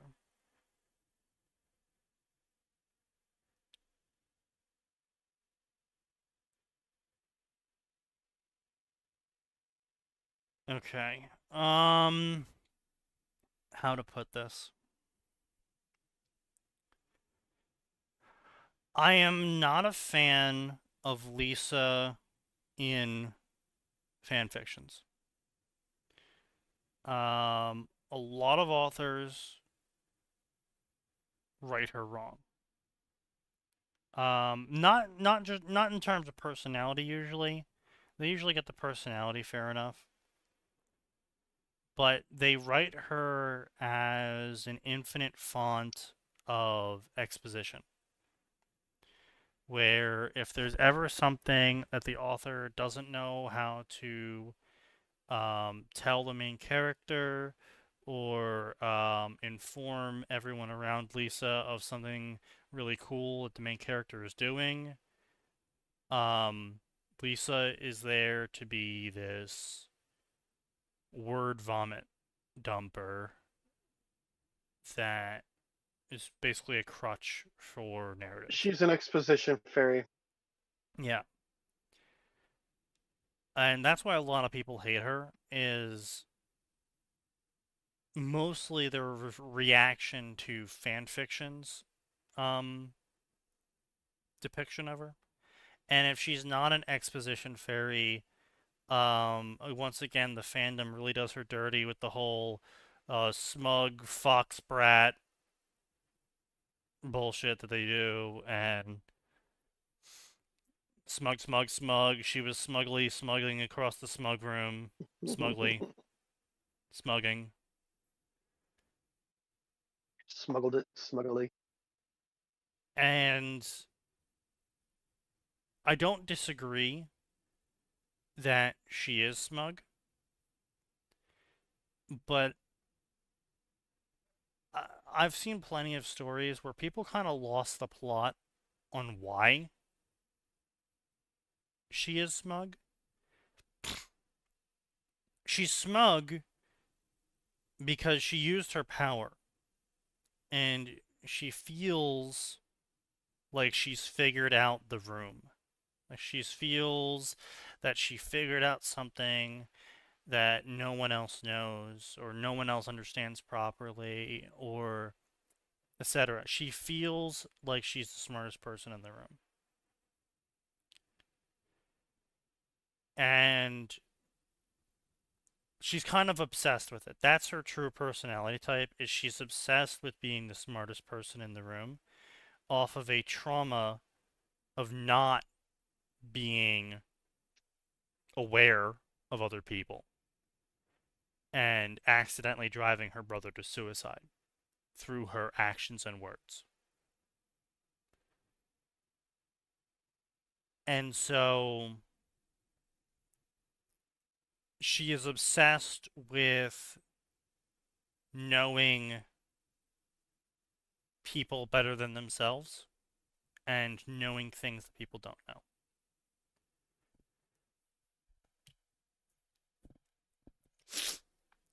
So as far as fanfiction depictions go, I don't typically like her because she's usually used wrong.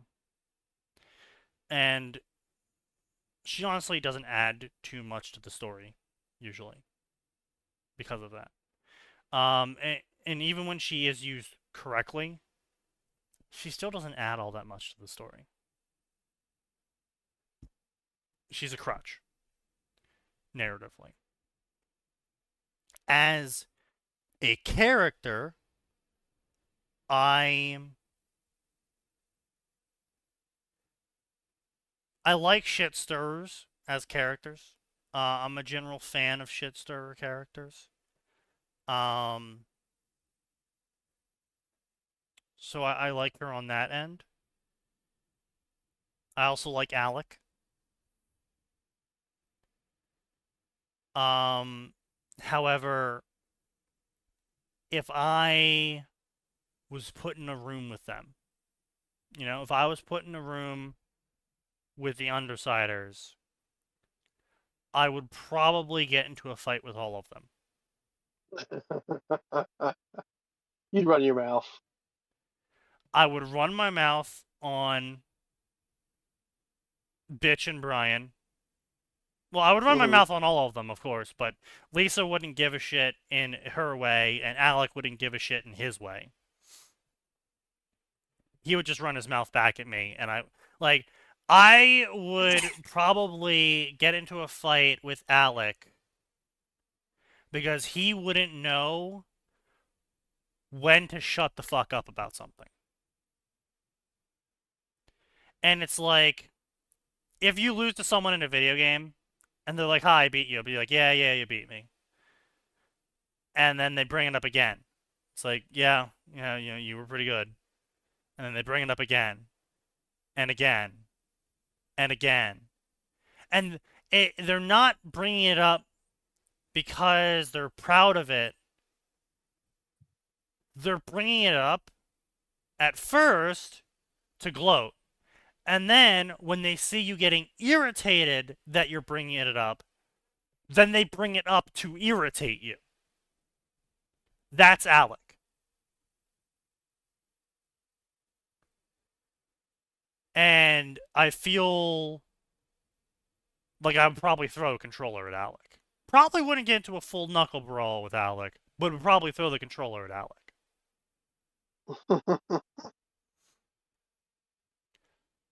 I would beat the shit out of Rachel. That would just make her respect you as the alpha. Or really Literally the pissed best off. way of dealing with her. Well, I mean, she isn't like, oh, someone beat me, he's the alpha now. It would really depend if I'm in the group to join it, or if I'm just someone who shouldn't be there. If I'm someone that shouldn't be there, it would just make her angrier. But if I was in the group to join her, then she would respect me more. I wouldn't go alpha-ing, but, she's probably a dog. respect me more.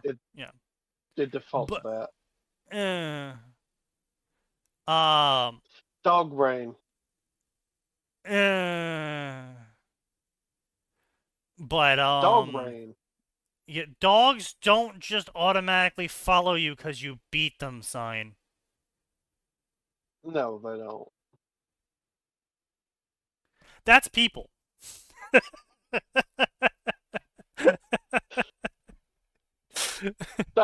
There's some I will say, but I can't say it on stream. God damn it. But I would just get into a full knuckle brawl with Rachel, simply because I don't put up with shit from people, and I would explicitly not put up with Rachel's shit. Just the overly aggressive, growling, grumpy, bitchy shit. I wouldn't be like, "Oh, you're being mean to me, punch." It would probably be the last thing that happens, to be honest. Because at that point, I would just be pissed. I would just be done. And then she would do something fucking stupid, like get up in my face, and I would just cold clock her. As one does. And then she would try and fight me anyway, and then I would kick the shit out of her.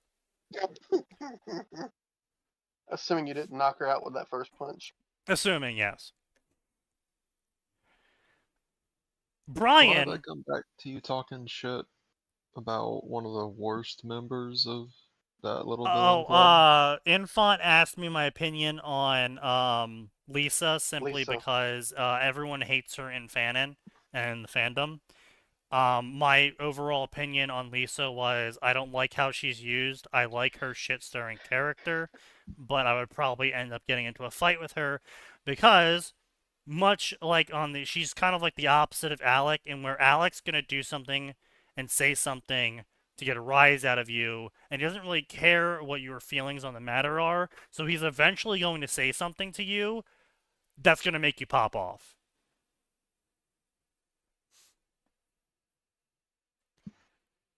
But when Lisa's kind of the opposite, and where she's so smug in her self-assured, shard-fed feeling that she has figured you out, she's gonna say something that's gonna make you pop off. So I'll probably punch Lisa, like, once. Not kick the shit out of her, just punch her. Really hard. She'll get that half-second warning of, oh, that was the line. That was the line! Uh-oh! Uh-oh. Yeah. And then, especially with people like me, right? Because you can say a lot of shit to me, and I will just either laugh or not react. Yeah. I'll either laugh or not react. Alright. But if you say the wrong thing to me, there is pretty much zero buffer between me having a good time and me punching you. There's like no wind up, there's no I'm slowly getting angry. It's I'm having a good time, now I'm pissed. It's like a light switch instead of like a dimmer.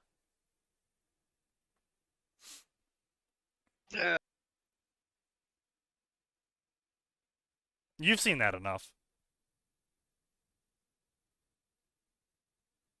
Yeah, I'm pretty sure at some point there was a conversation of like, Sneaky, are we sure you're not also bipolar somewhere in your long list of 100%. neuroses? My sister and my mom have both been diagnosed as bipolar. Oh, great. You have there's a documented family history. Perfect. Yeah. Apparently, a lot of the women on my mom's side of the family are bipolar as well. So, it's good stuff. Say it ain't so. Yeah, I know, crazy, right? But yeah. So Lisa, I'll probably just pop once. You know, she just say something really stupid and piss me the fuck off. Brian could go two ways. Way one, he treats me as a acquaintance. You know, someone that you don't really enforce boundaries upon, but you also don't really progress with, right? Like, I could sit there and talk with Brian all day, but we would probably never ask each other's names. We would probably never try and exchange phone numbers or Steam IDs or Discord IDs or anything. Probably never talk again. Right? Or if he feels like I'm part of the group and he tries to start, like, giving me rules. We all know how great I am with authority figures, especially authority figures that I don't feel are authority figures. Yeah. So, you know, especially if this is like after Lisa and Alec. Especially if Aisha's there and fucking with me.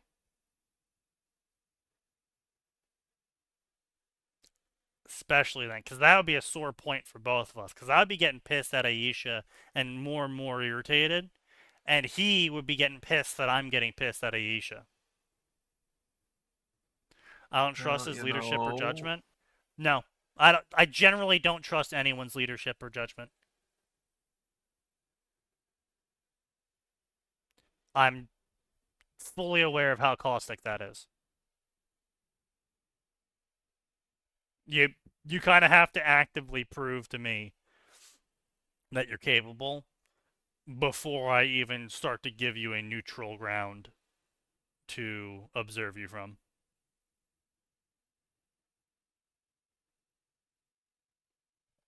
I'm aware how caustic that is. That's just how it is for me.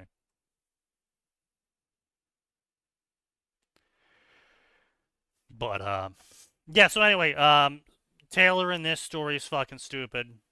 But unfortunately, well written. As I always say when it comes to worm stories, it's not an accurate worm story for Taylor's personality unless you want to punch her in the face. Yep.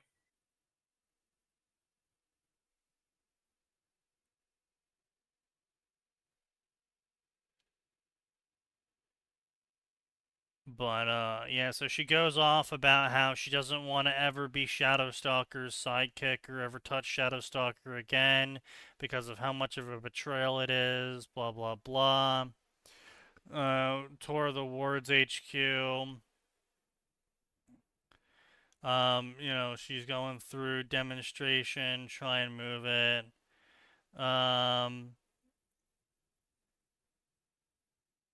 Blah, blah, blah. Get over here, Galleon. Hey, Galleon, get your autograph. Sure thing. Blah, blah, blah. So I think she tries to... Yeah, she tries to copy Galleon's power in the middle of the Wards HQ. Surrounded by the Wards. Openly.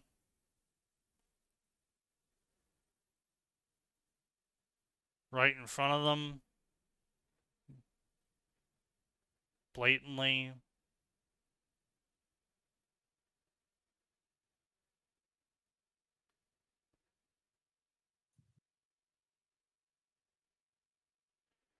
And then she gets clock blocked by Clock Blocker for exposing a ward.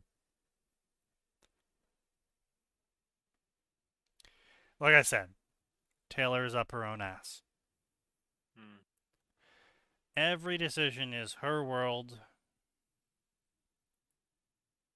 and you're just living in it. Multitasking for Taylor is going to be a frustrating story to write because without changing her personality, probably through trauma, you're going to probably have to do it through trauma, you're just going to end up with being stupid faster.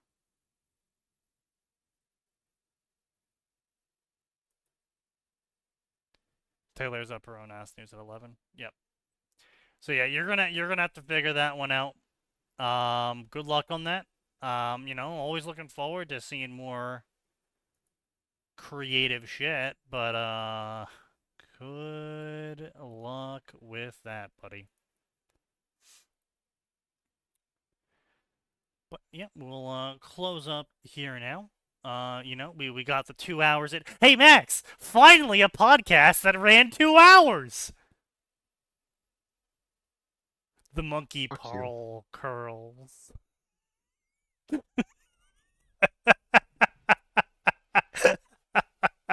Fuck you. I hope you get stuck in EU5 every single spring right now. Alright. At the same time, I don't know how much of Taylor's personality was QA pushing her to be a Karen. I would say not too much, honestly. Before she got her power set, she was very much a victim. Everything was something done to her, not something she could have avoided. She had endless options to get out of the situation that she was in, but she didn't want to take any of them because she didn't think of them. She was an endless victim with an endless number of excuses to excuse why she was in the position she was in and how it's everyone else's fault but hers. That was before her powers. After her powers, you add on top of that so before her powers, she already didn't trust authority figures, and she was already a victim, and everyone was out to get her. After her powers, she didn't trust any authority figure besides herself. Everyone was out to get her, and she was paranoid. And she had an obsession with controlling things. So pretty much the only thing that her power really did to her in terms of changing her personality was it made her want to control things. She had the capability to always be the one, air quotes, in control, and so she was also obsessed with being the authority figure. That's pretty much the only change that came after, is she actually became a little bit more active getting those powers, fucking with her brain. Because before she was basically 100% passive. Then afterwards, after her PTSD episode, she basically became like 50% passive. Not 50% passive and 50% active. No. Just 50% neutral and 50% passive.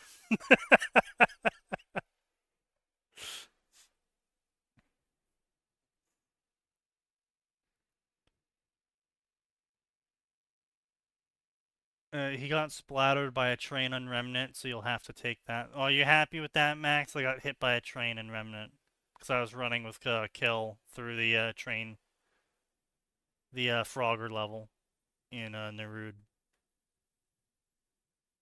Maybe you should go back there then. QA pushed her to live out her, my view, is the only correct fantasy.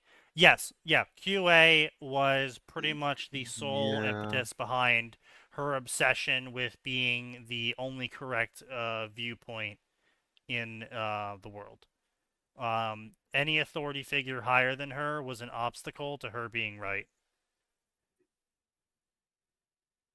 It doesn't help that every authority figure that she went to for help was a complete and utter jackass that did nothing of use. Yeah, it was also a self-reinforcing loop of she came into the situation believing the authority figures to be incompetent and malicious, and she got to the authority figures and they were incompetent and malicious, and she's like, well, see, I was right. Oh no, it wasn't even that. Like, don't forget, she was hopeful when she started out. She just felt she had no control in life. Powers gave her a little control. It's like, okay, I'm going to go to a PRT. And her first interaction with a PRT is with Arms Master, who is a fairly high functioning. She did initially. No, she didn't. No, she initially crossed the PRT out from the get-go because she said that she didn't want to be a ward because being a ward would be like going to high school again, except everyone has powers. And her view of high school was a place that she gets bullied. I honestly do not remember that part of her reasoning. I just remember that her first real interaction with a PRT was with Arms Master, who was a fairly high-functioning autist. Yeah, she thought she could be a... Yeah, true. Be a functioning... He is not the PR head for a reason. No, he is not. No, she thought she could function as a vigilante adjacent to the PRT. Which is fair, because independent heroes were a thing. Yeah. Wasn't the only good adult in her view Yamada? Yes. Yeah, pretty much the only adult in the entire series she had a good opinion of was Yamada. Wasn't she okay with Glenn, costume boy?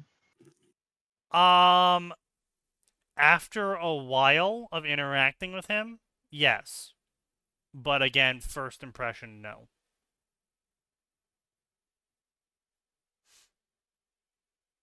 Yeah.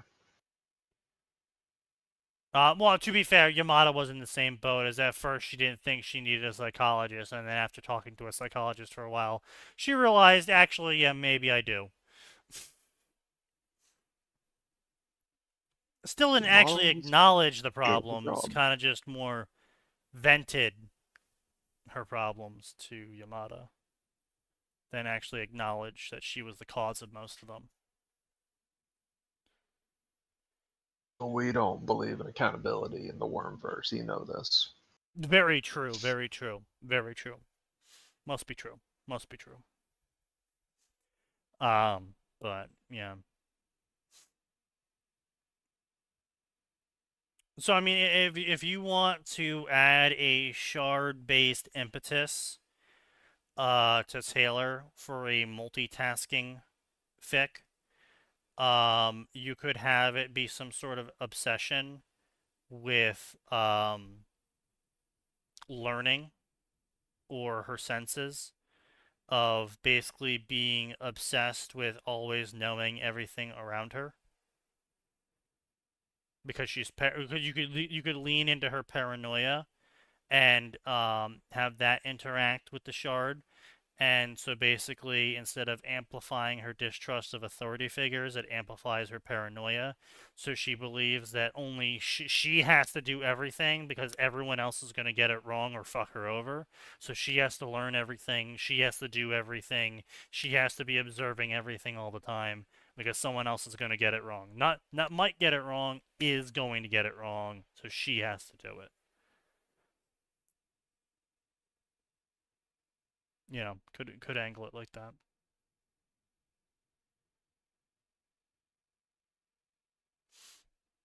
But I think, gentlemen, we can wrap it up here. You all have a good night. Come back on Friday. I will be on time on Friday, and we'll have a nice long post-Thanksgiving chat by the fireside, because there is going to be